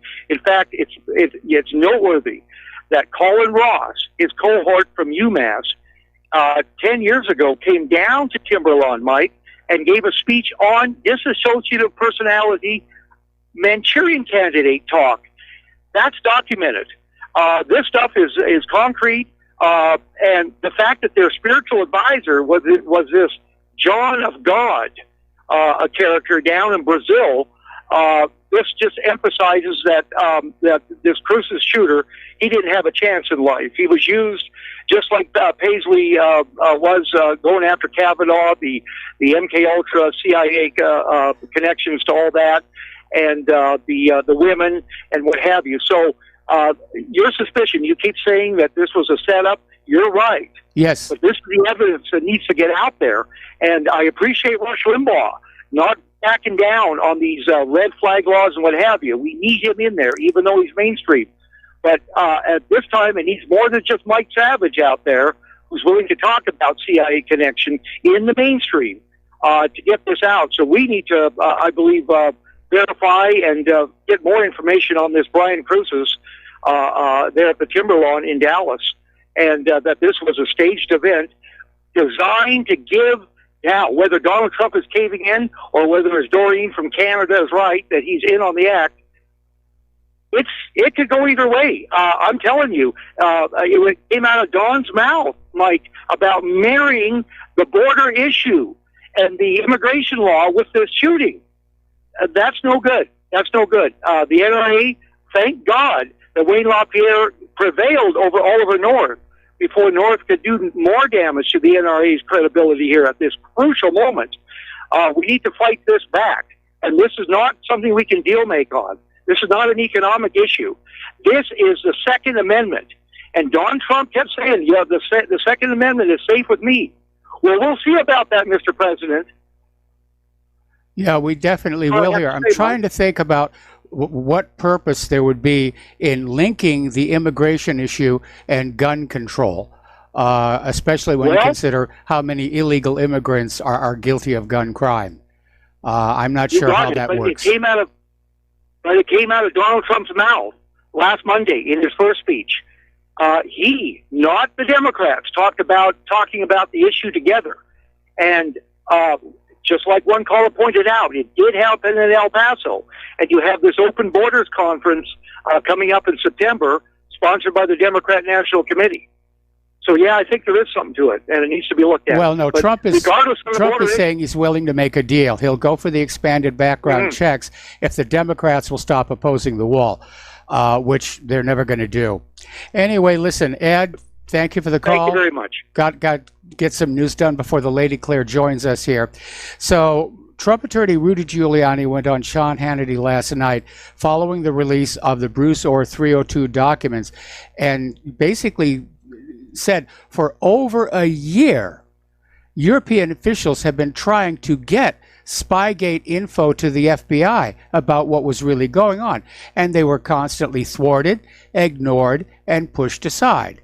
The FBI had an agenda, and they didn't want anybody getting in the way. All right, another caller on the line, Tom in Florida. Aloha. Let's kind of keep it short. What's on your mind? Yeah, good day. Yeah, Michael, I'll keep it short. First off, Michael, you had a caller in the first hour, and I had to cut it off because I had to take care of something. But, I was listening earlier this morning about FISA. This guy Bongino was talking about the corruption and insanity of the FBI. And, Michael, I like to ask Dustin, what other president or other man could have took this crap about it? He's a Russian spy. The guy's a Russian spy. He's a total full-blown white nationalist racist pig. I mean, all the media does is attack our president, who's a commander-in-chief of the Allied forces, okay, our military. Okay, he's the president. For 2 years, all this guys have been hearing about Russia collusion, FISA, the criminals that did FISA, Comey and all these homies, they're doing all this lying, and then you have them, now he's a white nationalist racist. I mean, come on, Michael, this guy's it's unrelenting. It's a total bombardment of what they've been trying to do to this guy. And then today he's basically saying, and I'm going to agree with you on this. I heard him before he went on the tarmac to get on the helicopter to go on Air Force One. Trump said today, no illegal is going to stay in this country. Zero. He even made a circle on his hand. Did you see that video? Yeah, I caught that video here. Well, he can say that and he can make all the gestures he wants. But I've reached the point right now where I want to see actual hard results. And I'm tired of everybody saying indictments are coming or this is going to happen. Be patient. It's all going to work out. I'm out of patience. Either fix it or resign and get somebody in there who can. Well, Michael, we both agree on that. And like I tell you a lot of times, if I don't see some of these getting arrested, if I don't see some of these Democrats being held for treason for what they've done to this, like I told you yesterday, I found out that El Paso is 80% Hispanic. Yes. How did that happen? 20% is gringo, white American, or black, Afro-American. How did this happen? It happened in the rest of that state. You don't think they're trying to turn that state of Texas? You're losing your mind. Of course they are. And it's predicted that Texas is going to be blue by the time of the 2020 election.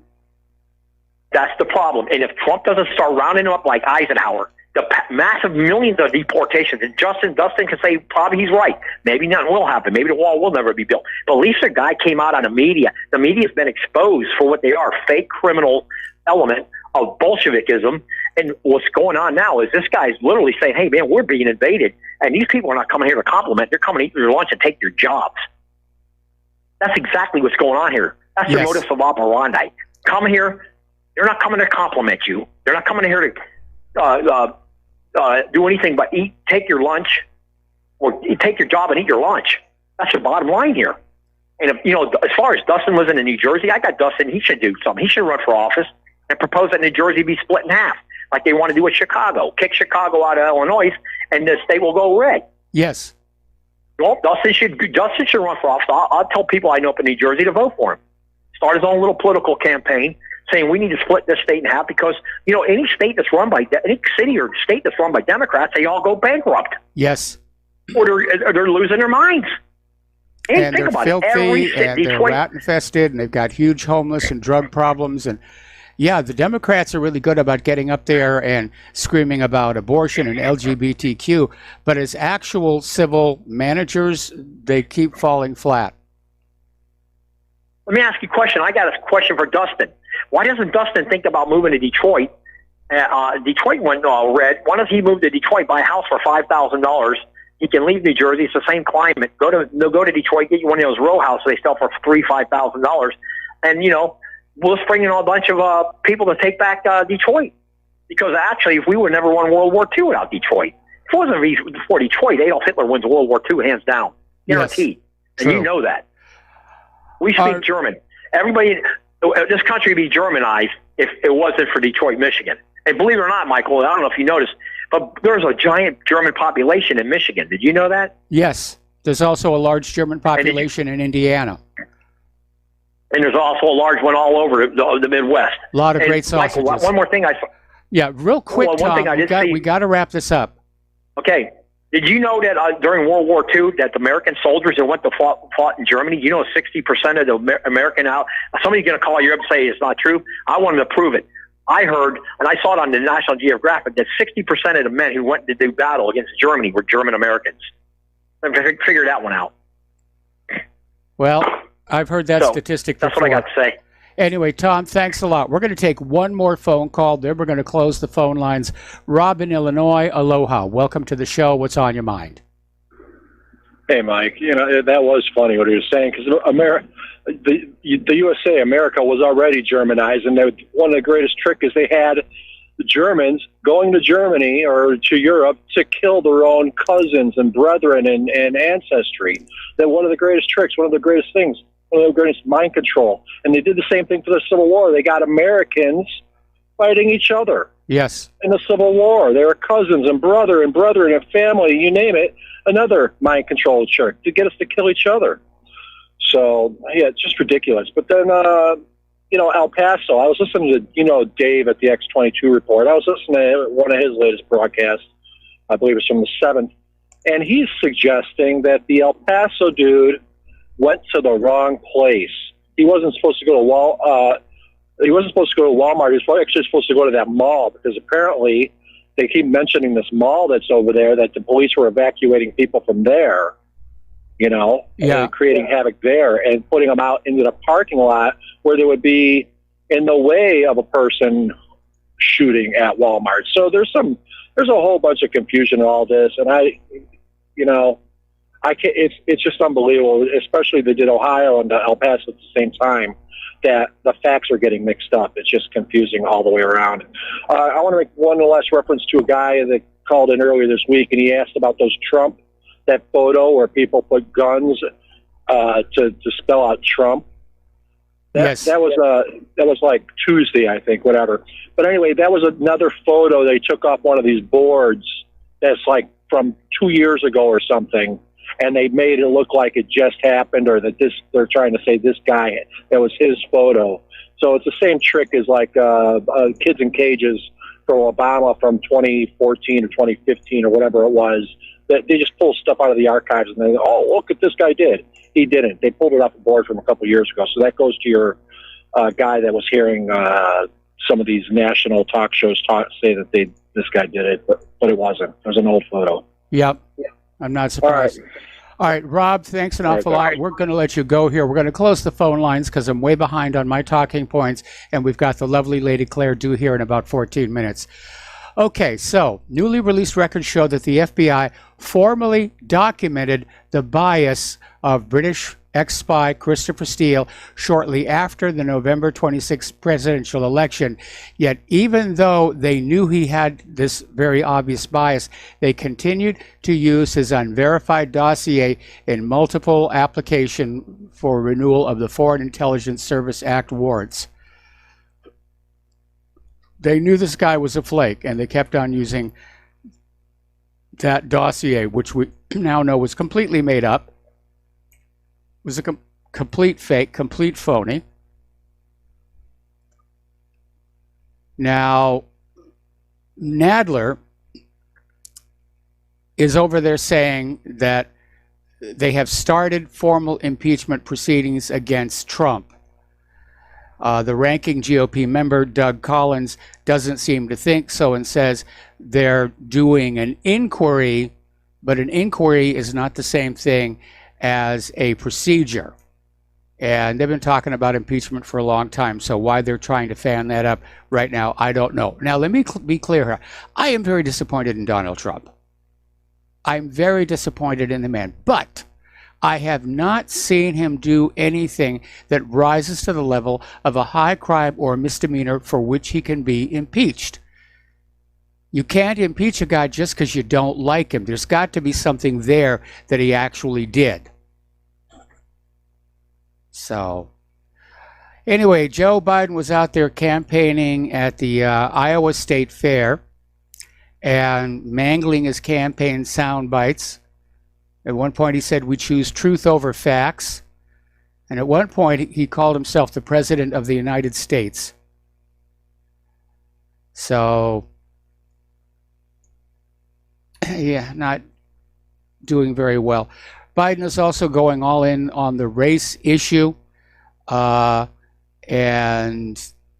screaming about white supremacy. So that appears to be the major plank for the Democratic campaign for next year. Apparently, Joe Biden was asked about his favorite historical figure who was not a president. He answered, Thomas Jefferson. Sorry, Joe. You just flunked your history. All righty. Now, Nancy Pelosi and the Democrats are currently on a campaign tour.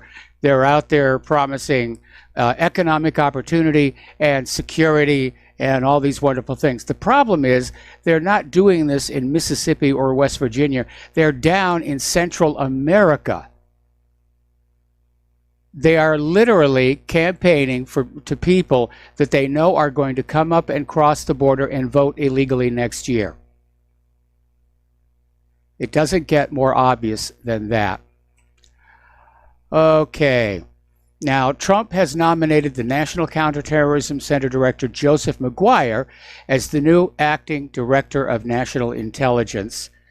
And that takes effect on August 15th, next week.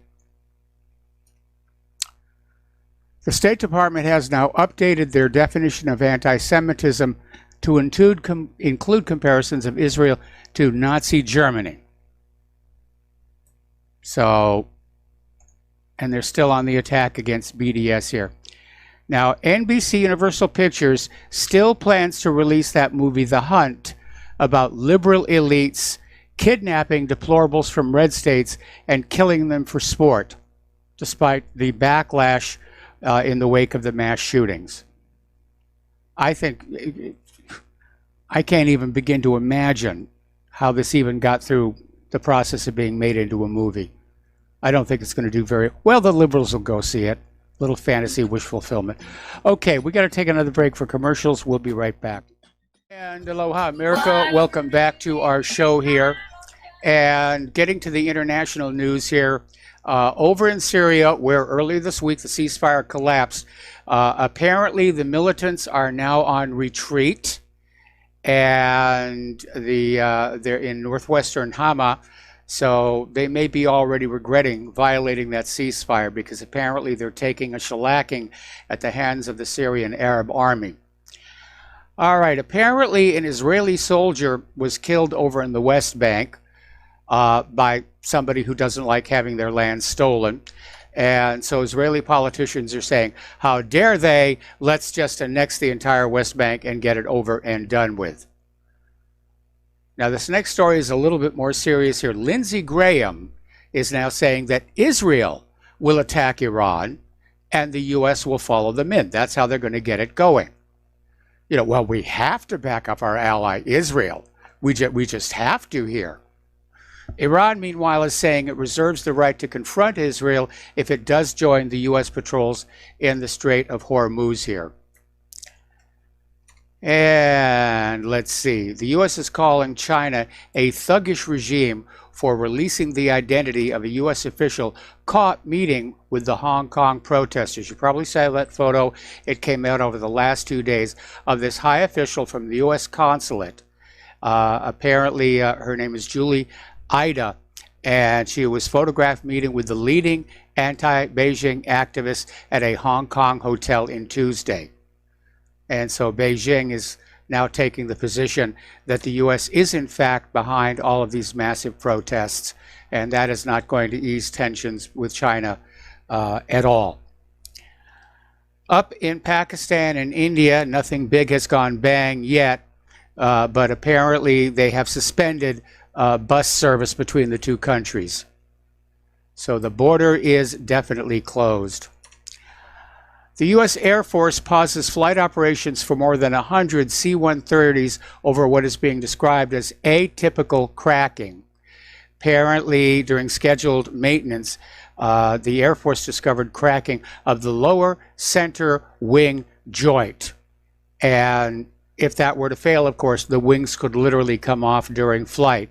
So they have grounded a total of 123 aircraft to be inspected. That is definitely not very good. The X-37B military space plane has hit 700 days in its current mission. It's just shy of the vehicle's all-time spaceflight duration record. Of course, what it's doing up there, nobody knows. It's all classified, top secret. So anyway, and over at the Army, they're having a trouble finding pilots.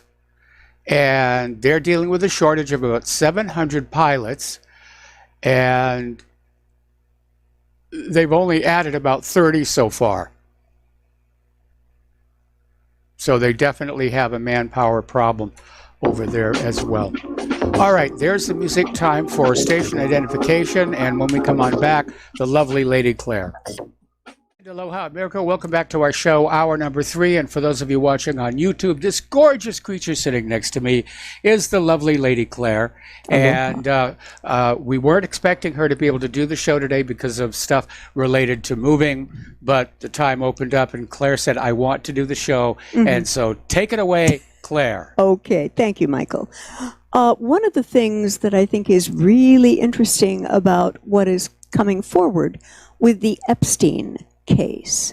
And I have to ask you, Mike, I've got to wonder just when the Clintonian involvement in what Epstein was doing will become a matter of public record. And I also understand that Monica Lewinsky is EPing a film for Netflix. She's not the executive producer. She's simply a line producer. All right, but a producer nonetheless. Close enough. Impeachment, American Crime Story, to cover the Clinton sex scandal. And when do you think this is actually going to become a matter of public record? Well, if you mean when does this production come on out? Right before the key primaries next year. Oh, right, so absolutely. Democrats are absolutely panicked about it. Yeah. And I read something this morning that I really thought was a joke, but it turns out it's not. You've probably heard about this. This comes to us from the Babylon Bee, a resource I haven't used much, but apparently new Google technology autocorrects, get ready for it, users' thoughts. Now, wouldn't that seem to me like a really joke headline? Yeah, I mean, how do you autocorrect users' thoughts? But here's what they're talking about. This was revealed at a special press conference held. This has to be a joke. You think it's a joke? It has to be a joke. Okay, so it's impossible. Well, I'm not saying it's impossible, but I think this is a joke. Okay. All right. But I would, if anything like that is happening, I would like to remind the creators of this software and hardware that George Orwell's 1984 was not a how-to book. It was a cautionary tale. Yes. Yeah. And apparently, Amazon is developing some very high-tech surveillance tools for an eager customer, and that would be the American police. Now, we know about Amazon's products for regular consumers, and it's becoming a very potent resource for federal, state, and local authorities, peddling an array of tools that harness the power of cloud-based computing, artificial intelligence, and visual analysis. Now, some of these products may seem pretty mundane, offering agencies a relatively cheap method of storing, sharing, and crunching data through networks of remote web servers known as the cloud. Others are a little bit more contentious, making it easier for police to identify and monitor people. When you add all of these technologies together, this has almost evolved too fast for government oversight to keep up. Mike, what would your thoughts be on this? Well, unfortunately, right now, the technology is accelerating at a frightening pace. There are people who are eager to use it, whether it's police or corporations. And right now, our central federal government is so busy infighting with each other, they're not carrying out much oversight on anything, whether it's this technology or vaccines or glyphosate. Right. And I would like to shout out to Amazon leadership. You want to create a product your civilian users will go for en masse? How about ways to thwart hijackware and malware, which all of us need these days? What about corporations bled dry by this technology? They would be willing to take a look at paying some decent bucks, I think, not to mention cities, principalities, and hospitals for this technology. Anti-malware software, I mean, that's already big business. The problem is the hackers are always hacking around it. We had a caller into the show earlier today talking about this hackers conference in which they're out there saying there's no such thing as hacker-proof anything out there in the world. If it's got an embedded computer, we can get into it. And to me, that's a failure to think ahead and say, okay, what are the bad things people are going to do with this technology, and how do we prevent it? Yeah. I think you're absolutely correct on that. And again, speaking of Amazon, they are now delivering through robots and are officially on the streets of California. What this does is it condenses the lead time between the order and the actual delivery. And they have a critter called Scout, the delivery robot. And this is designed to autonomously ferry parcels from urban distribution points to Amazon Prime customers, removing the need for cars or vans or humans in that last mile delivery. Now, Amazon has tested this technology in Washington State. Beautiful place. Mike and I used to live there.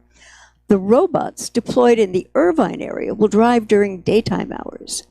Though designed to operate autonomously, these test robots will be accompanied by humans to ensure nothing goes wrong.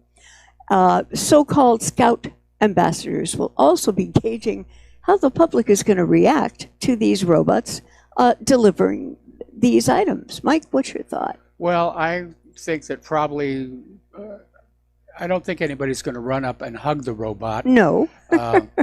And they may eventually get used to them. But again, this rush to robots may make short-term economic sense for Amazon.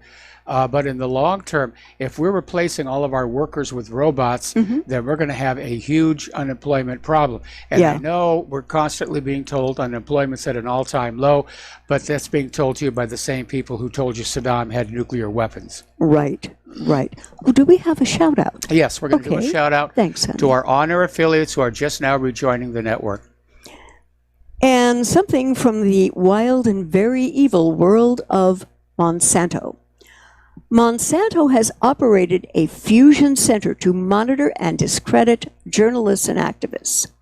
And there was a reporter who wrote a critical book on the company. The Agrochemical Corporation also investigated the singer Neil Young and wrote an internal memo of his social media activity and music. And the records indicate that, by The Guardian, show that Monsanto adopted a multi-pronged strategy to take care of Carrie Gilliam, a Reuters journalist who investigated the company's weed killer and its links to cancer. Now, Monsanto is now owned by the German pharmaceutical giant Bayer. I'm sure they're having buyer's remorse right about now. Oh, yeah. And its Intelligence Fusion Center is a term that the FBI and other law enforcement agencies used to discuss operations focused on surveillance and terrorism. Now, the documents were mostly from 2015 through 2017, and they were disclosed as an ongoing court battle on the health hazards of the company's Roundup weed killer. Which right there, I mean, that is a very damning piece of evidence because basically it says Monsanto knew there was an issue and they were actively working to cover it up, not to fix the problem, but to cover it up. And I think when they get to the penalty phase of this trial, they're going to get hit hard. I would like to hope so, because knowing that something is wrong with a product and covering it up, well, like people like Neil Young, the Monsanto people wrote a very lengthy report about his anti-Monsanto advocacy, monitoring his impact on social media, and at one point actually considered legal action. The Fusion Center also wanted to monitor the U.S. Right to Know, a not-for-profit producing weekly reports on the organization's online activity. And it's typical of these huge corporations to hide the truth when the truth convicts them, and then overthrow lawsuits, which demonstrate the intense hazard of these products. And I think another aspect of this is basically showing how Monsanto used its tremendous wealth to encourage scientists who are going to write favorable reports of their products and to derail or otherwise shut down any scientists who were writing critical commentary about things like glyphosate. Yeah. And then we've got President Trump, who is ready to put down an executive order to crack down hard on social media censorship of conservatives. Mike, how much weight do you think this is going to have? Well, technically, I think the big media is going to come back and say, we're not subject to presidential executive orders. We're not part of the government. We're not part of the executive branch. This is going to wind up in court, though. Do you think it'll get fought all the way to the Supreme? I think it's going to go all the way to the Supreme Court. Yeah. Apparently, Twitter's hostile actions toward Leader McConnell's campaign are awful, and the Republicans say they're not going to tolerate it anymore. The NRSC will suspend all spending with Twitter until further notice. And we will not spend our resources on a platform that silences conservatives. Now, that did have an effect. See, the way this all began is McConnell posted to Twitter a video of the people outside of his house screaming, stab him in the heart, kill him, blah, blah, blah. Twitter shut down McConnell's channel, saying it was a violation of the terms of service. Okay, but far worse things are up there. But again, it's a bias against conservatives. Right. The National Republican Party said, we're going to stop all spending for advertising on Twitter. Twitter has now reinstated McConnell's channel. And there's something I'd like to observe at the end of this story. Freedom of speech doesn't mean freedom from the speech you may hate, but what other people may believe to be true. That has to remain completely balanced within any kind of advocacy for any platform. And here at What Really Happened, we are here to give a platform for responsible JournoNet citizens. Yes, we are. This is about to get very serious. As you know from Mike's reports, there have been fighting along the line of control between India and Pakistan. And now India is telling Pakistan to accept reality and to stop interfering in other country's internal affairs. Now, this came from Russia Today, and New Delhi has laid down the law here. The rebuke comes amid growing tensions over the disputed Kashmiri territory. Now, a spokesman for India's Ministry of External Affairs condemned Islamabad after it suggested the last rail line linking the two countries. After it suspended the last rail line linking the two countries. And Ravish Kumar said that Pakistan must accept the reality and stop taking unilateral actions. And the quote was, "This has been done without consulting us. We urge them to reconsider their decision. Our sense is that whatever is being done by Pakistan is to present an alarming view of bilateral relationship." Well, gee, India, do you think? And India's Prime Minister, Narendra Modi, has insisted that the move would help stamp out the separatism, corruption, and terror plaguing the disputed territory. Now, Modi has to understand a couple of things. Modi's Kashmir decision is the latest step of undoing Nehru's vision. And Mike, the phone and internet blackout were so terrible in Kashmir that locals did not know that India was rewriting their constitution while the Kashmiris had zero input whatsoever. How very convenient. Yeah. The net can be used for some wonderful things and also for some awful things. India has continued to shut off internet and phone services in the disputed region since the start of the week and imposed severe travel restrictions. And the blackout came just as India changed its constitution to revoke Kashmir's regional substantial autonomy from India's central government. Okay, we're going to take a phone call now. Okay. So, aloha, Dustin in New Jersey. What's on your mind? Well, Mike, real quick before, like Claire was talking about India, Pakistan, I want to just respond to Tom from Florida. Tom, you gave me a choice yesterday, Biden or Trump. How about the third choice? I'm staying home. Oh. Okay. That's it for that one. And then, because I'm not going to vote no more because it's a scam, I think. And then on India, Pakistan, Claire, you know Modi is a Hindu nationalist. Yes, I do. He's not the sanest person. And did he left out the extremist Indians that are in Kashmir? Like, is he only talking about the Pakistani extremists? Yeah. So, I mean... go ahead. No, go ahead. No, you go ahead. It's your show. Right. Apparently, local journalists are unable to report, and many residents are so shut off that they didn't know that the Constitution was being rewritten, and sick people, and this is something that bothered me tremendously, sick people are struggling to call ambulances, which in turn are having trouble traveling to hospitals.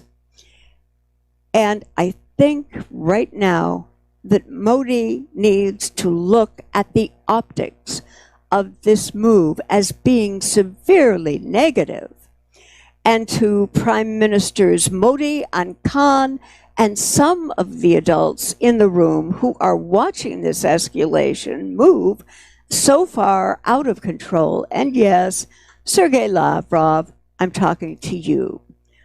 The people of Kashmir do not deserve a shooting war here.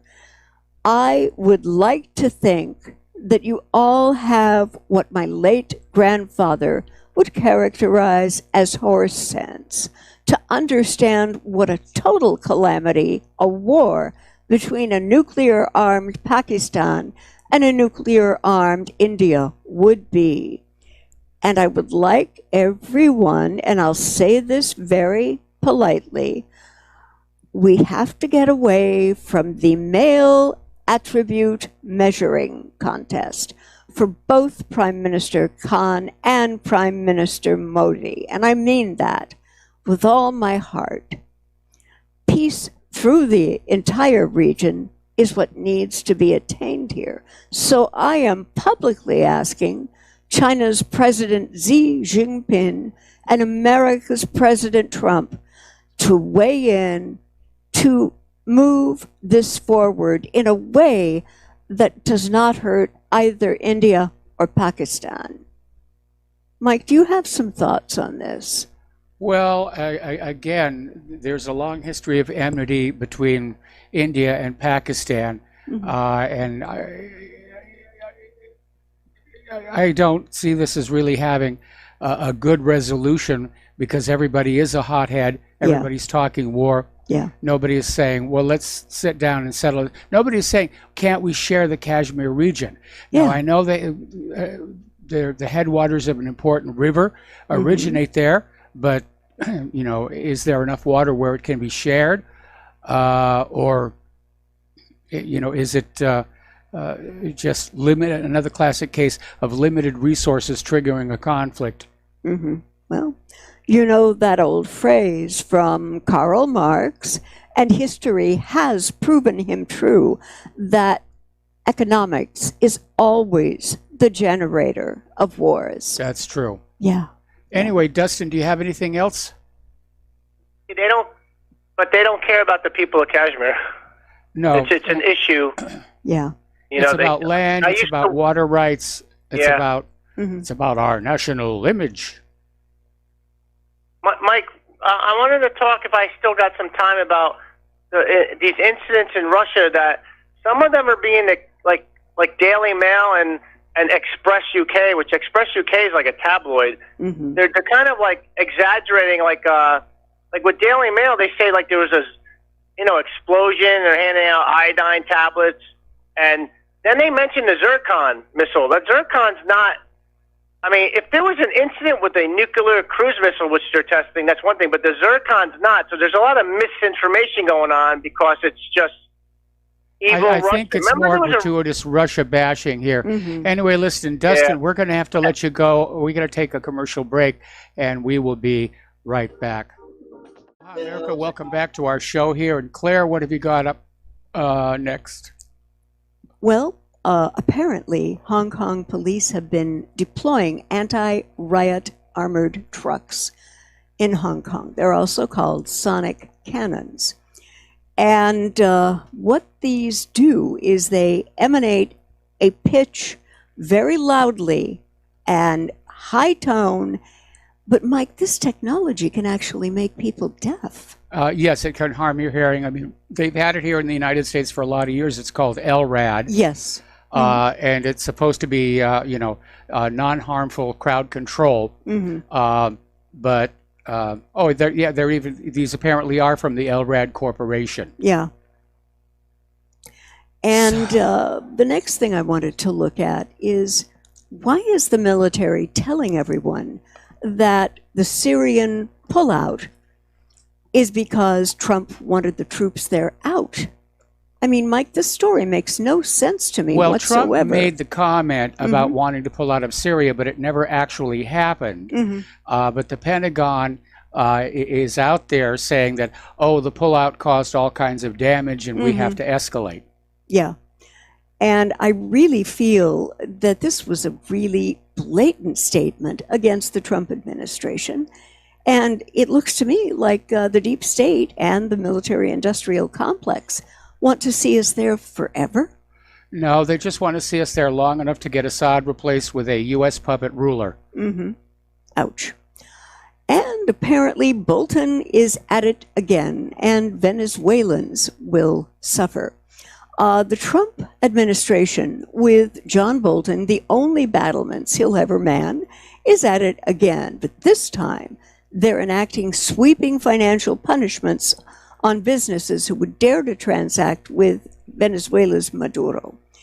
And don't forget there was that seizure of that food ship in the Panama Canal. That one's going to have international repercussions. I know. And Bolton said the Maduro regime now joins that exclusive club of rogue states, and he goes on to name Cuba, North Korea, and Iran. Pot, meat kettle, yes. meat pot. Yeah. And Bolton had this press conference at a one-day staging in Peru for more than 50 governments aligned against Maduro. Be more accurate to say 50 governments arm twisted to be against Maduro. Yeah, and do you notice that there's not one mention Nope. of these at all? And now what Bolton did was really interesting. He went on to offer his olive branch, allowing third-party sellers to engage in commerce with a Venezuelan private sector racked by pressures, foreign and domestic. I'm sure he imagines, the author of the story says, that sort of graciousness hasn't been seen since the cross on cavalry. And the writer got very ironic there, and I don't blame him. And the short list of rogue states is of particular interest. From what plantation did these regimes go rogue? From when, you might ask? The question answers itself. Like with every other economic embargo on foreign powers, this pig is placed in rose-colored glasses. An address of democracy will be trotted out for our viewing pleasure. Bolton has a soft spot for our sympathies. And the last thing he said was, the time is now. The United States is acting assertively to cut off Maduro financially and accelerate a peaceful democratic transition. That's what Bolton told those gathered in Lima. Well, John. Do you not understand that by pushing governments away from the U.S., economically, other countries will start to form alliances and partnerships? And I mean, with some governments like that of Russia and China, the dollar is not going to be used anymore. Mike, your thoughts on that, Yeah, it absolutely is. I mean, we're already seeing that with China. They have cut off all American agricultural imports. They're turning to Russia.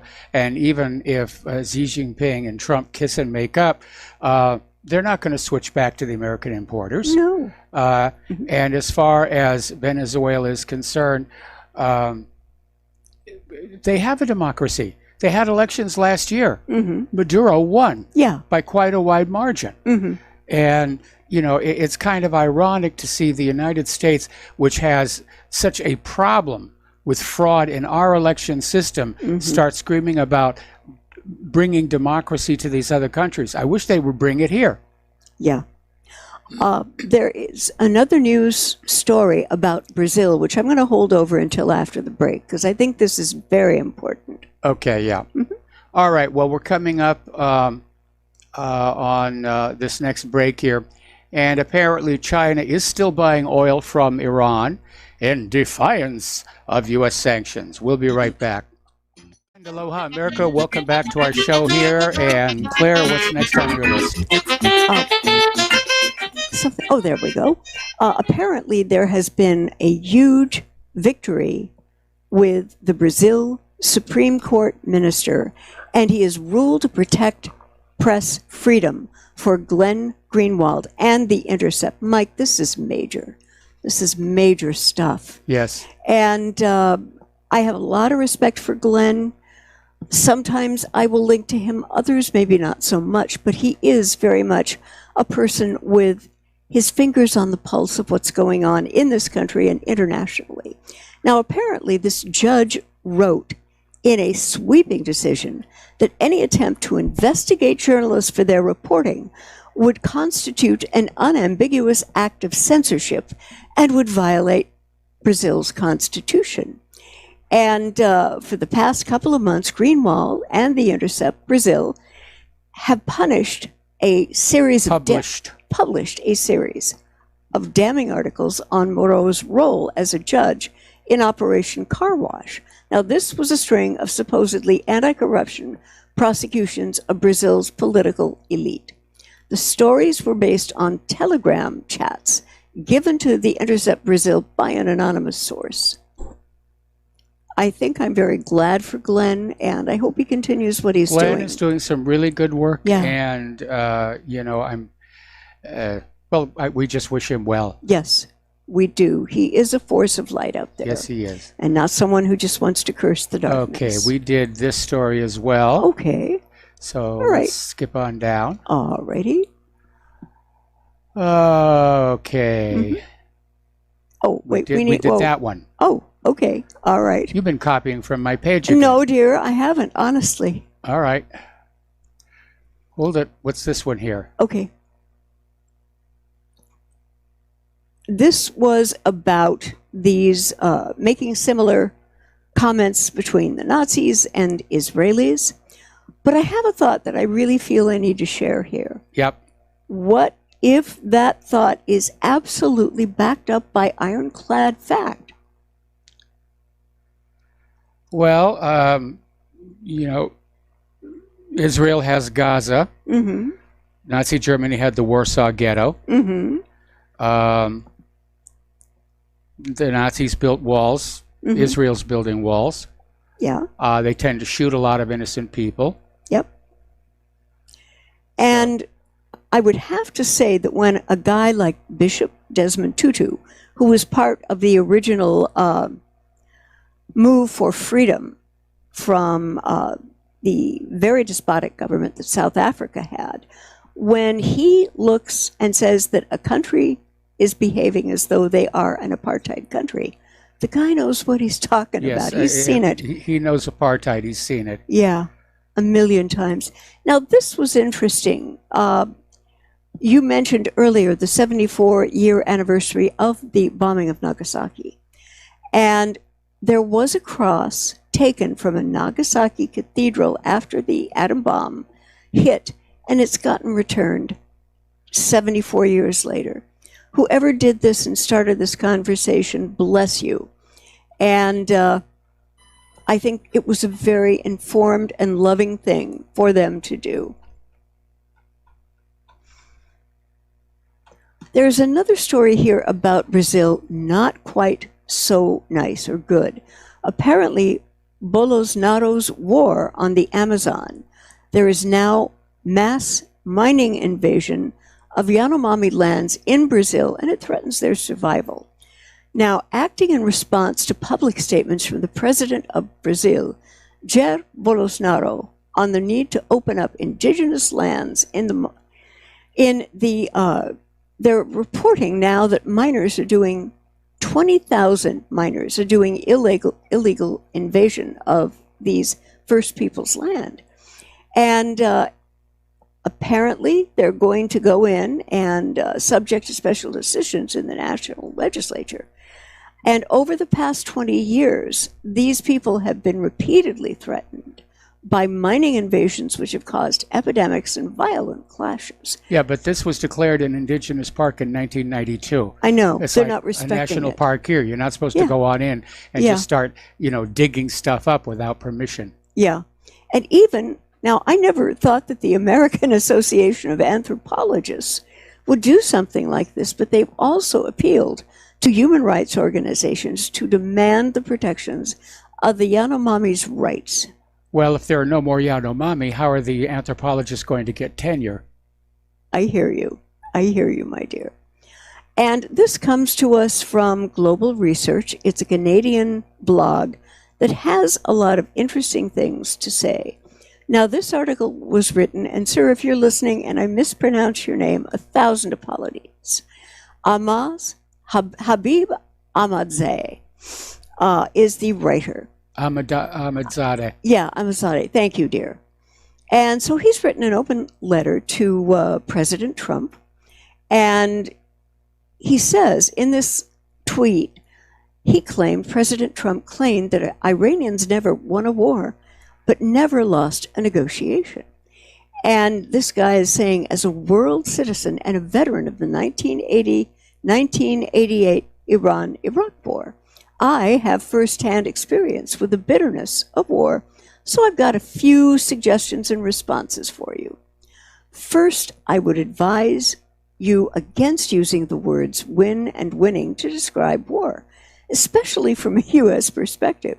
And then he goes on to state, American history is filled with bitter experiences of lost wars, Vietnam, Iraq, Afghanistan, Syria, and he didn't mention Lebanon, although there's a lot of activity. This goes on there. And even the engagement in Yemen, none of which of these horrifying interventions have ever reached their goals. And he goes on to say that President Trump should recognize that the first step in any combat is to understand your adversary.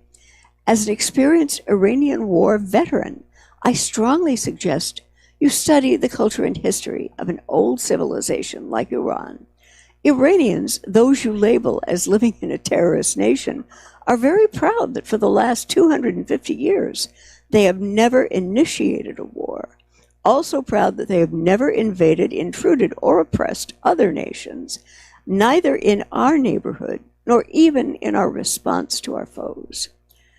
And he goes on to say that nonetheless, there is a delicacy in the sophisticated culture of Iran that separates us from you and your hawkish B team, and goes on to mention John Bolton, Ben Salman, and Bibi Netanyahu. The major difference is the view we each have toward war. For us, war is not an option. We never chose to go to war. We only responded when war was forced upon them. Mike, what do you think of this guy? Well, that's exactly the history. Yeah. And of course, he's talking about all the wars that failed to achieve their goals. Mm-hmm. You need to remember that very often the real goals were being withheld from us. Mm-hmm. That, we're going to go into Iraq and we're going to get those weapons of mass destruction. Right. The real goal was Iraq's oil back on the world market only for the US dollar. And we haven't won in Syria. We're trying to leave Afghanistan with as much dignity as we can. Mm-hmm. We definitely lost in Vietnam. Oh, boy. We never won in Korea. Nope. And this despite all the money that we spend on our military and all the young Americans who've been killed and crippled in these operations. Mm-hmm. I'd like to go back to domestic policy now and talk about Iowa, where you're having many of our candidates on the Democratic side out there and speaking. And some Iowans are kind of tired of the massive 2020 field. That, coupled with the constant controversies out of Washington, has burned out a gentleman who was commenting. It's a lot of work, he bemoaned. There's starting to be a bit of fatigue. Now, Iowans do love the national attention that shines on them every 4 years when presidential candidates descend, sort of like locusts, on the state, whose caucuses mark the beginning of an election year. But as virtually every Democratic contender swings through Iowa this weekend to participate in the famed Iowa State Fair, even some diehard Democratic activists are getting restless. They're worried that the historically massive field isn't shrinking fast enough and the debate stages, plural, are too crowded. The concern isn't limited to Iowa. Recent interviews in a dozen of Democrats in other early voting states registered a fresh anxiety among the most diligent deciders. If Democrats don't start to figure things out soon, they could definitely give President Trump the upper hand. We were talking about that a little bit earlier in the show. Oh, man. Yeah, it's what I've seen is a circular firing squad with the Democrats. Yeah, well, Tulsi Gabbard shot herself down with her comments about Ukraine. Yeah. Joe Biden is shooting himself down every time he opens his mouth. Oh, man. And there's no credible candidate in the field that I can see. Yeah. They're all a bunch of people who leapt on to say, I want to be able to say I ran for president. Yeah. I'd like to also look at some things going on, and this is from the Department of You Cannot Make This Stuff Up. And apparently the company behind a controversial Common Core math program in North Carolina is suing a dad for libel and slander. And the parent of a high school student has been characterized as being on a crusade, the lawsuit claims, against the math program. Instead of teacher-led instruction, students are taught through self-discovery. But he and many other parents of these kids think that the older methods are better. So he created a Facebook group and website where he lays out his criticism of the program. And apparently the writers of this article say that they've checked the guy's website, and it's very well thought out, rational criticism. Whether he is correct or not seems to be irrelevant here. He is just expressing an opinion of the type of education his child will receive in a public school. Now, we've moved beyond gender-neutral programs and triggering microaggressions. Now just expressing any old opinion offends people. Apparently, you can't do that anymore in the U.S. If you offend someone with constructive criticism, they turn around and they're going to sue you. Mike, this is insane. It is. Completely. We've become such a thin-skinned population. Yeah. And of course, the lawyers love it. Their Oh. business is good. Yeah, but this to me falls under the category of life's tough. Get a helmet. When things get rough, you put the helmet on. Yep. You know.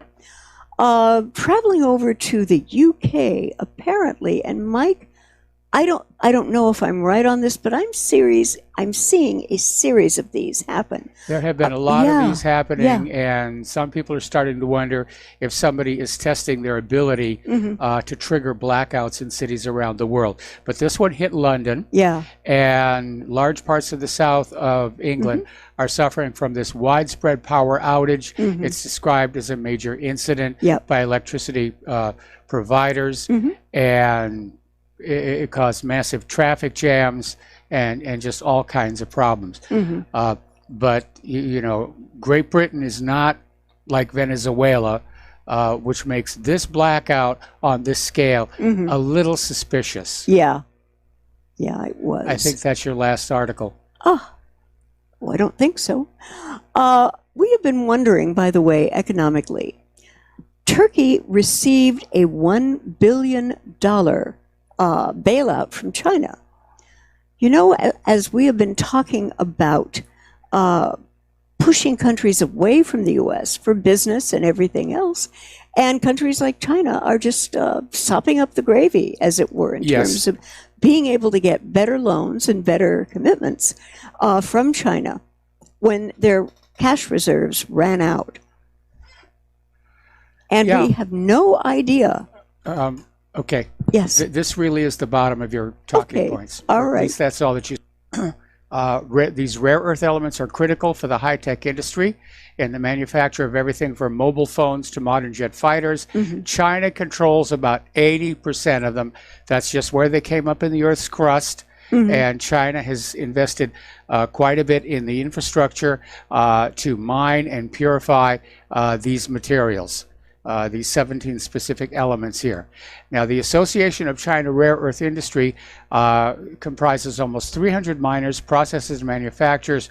They held a special meeting earlier this week, just several days after Donald Trump threatened to hit Beijing with a new bunch of tariffs as of the 1st of next month. All righty, so the U.S. is rushing to ready the new tariffs on China. At this point, we're starting to get into strategic thought here, and China may be willing to accept a temporary economic downturn in order to harm Donald Trump, because they know going into an election year, if this trade issue is not resolved, it will work against Trump. Oh, absolutely. And I mean, all the farmers whose produce China is now refusing, yes, so many of them are going into bankruptcy. It's a mess between that and the unprecedented flooding earlier this year. It's the worst year for farmers in a very, very long time.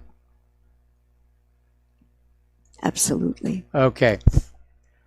Now, Trump is out there trying to bluff and bluster his way through and saying that the U.S. will not make a trade deal with China. And he said that while talks are progressing with Beijing, no deal has been reached for now.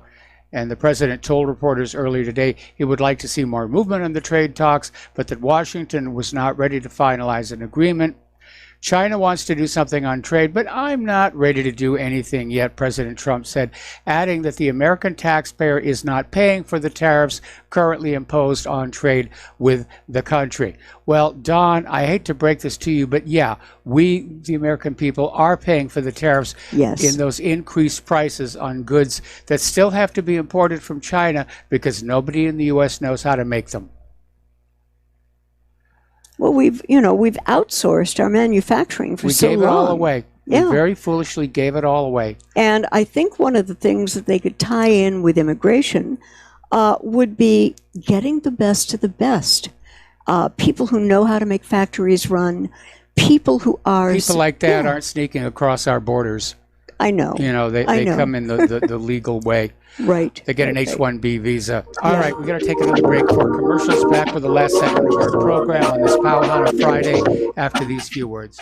And aloha, America. Welcome back to our show here, the last segment of our program on this Pauhana Friday. And earlier in the week, we were talking about how Deutsche Bank was letting go thousands of their employees, and now we're hearing that other big banks are starting to do the same. HSBC, Society, Citigroup, they're laying off thousands and thousands of people all around the world. That doesn't look to me like the economy is headed in a positive direction. And of course, despite the very best efforts of the plunge protection team, the stock market did not have their traditional Friday happy ending. The Dow ended, I think, 85 down here. Gold appears to be breaking free from all the mechanisms used to control its price. It's holding above $1,500 an ounce. China continues to buy gold bullion. And a lot of people are very concerned over the U.S. government's attempt to sanction the companies behind the Nord Stream 2 pipeline, and the concern that the sanctions on Nord Stream 2 would turn EU energy policy into the U.S.'s plaything. And I think pretty much the rest of the world is tired of being the U.S. plaything here. Now, this one is really interesting. Apparently, Chase Bank is forgiving all debt owed by its Canadian credit card customers. Apparently, Chase is getting out of Canada. It's folding its Amazon and Marriott Visa cards. And they decided the simplest way to unwind from all of that was to just send everybody a letter saying, that's it, you don't owe us anymore. That would be really good. Wish we could get somebody to do that for us. A jubilee, right? A jubilee, effectively, yes. Yeah. Walgreens is going to shut 200 stores in the United States and another 200 in Great Britain. So that's not looking very positive. When a store like that is having trouble making it financially, you know that the economy is in big trouble. The economy is in big trouble. You know, it's time to start pretending otherwise. Apparently, the White House is going to unveil a rule banning government agencies from doing business with Huawei. And again, it's just going to up the tension factor with China. Over in San Francisco, Silicon Valley, that whole area, technology giants are creating thousands of new millionaires as they list on the stock exchange through these much hyped IPOs. And unfortunately, it's only increasing the city's wealth gap, which means housing prices are driven up by all these instant millionaires, and that is only increasing the homelessness problem here. We're also seeing a plunge in global semiconductor sales. And that tells us also that manufacturing is slowing down. Banks are slashing the trader bonuses. Wall Street braces for a recession. And at the rate wealth is being transferred from your pockets to the bankers' pockets right now, in 33 years, they will have it all. Think about that. Okay, there's the music. Time for us to get out of here and get back to getting ready for the move to Indiana. Stay tuned for John Stedmiller. I'm sure he's got lots of interesting things to share with you. Please take what you learn here, share it with everybody that you know. Please donate to Republic Broadcasting. Please donate to whatreallyhappened.com. And aloha, America.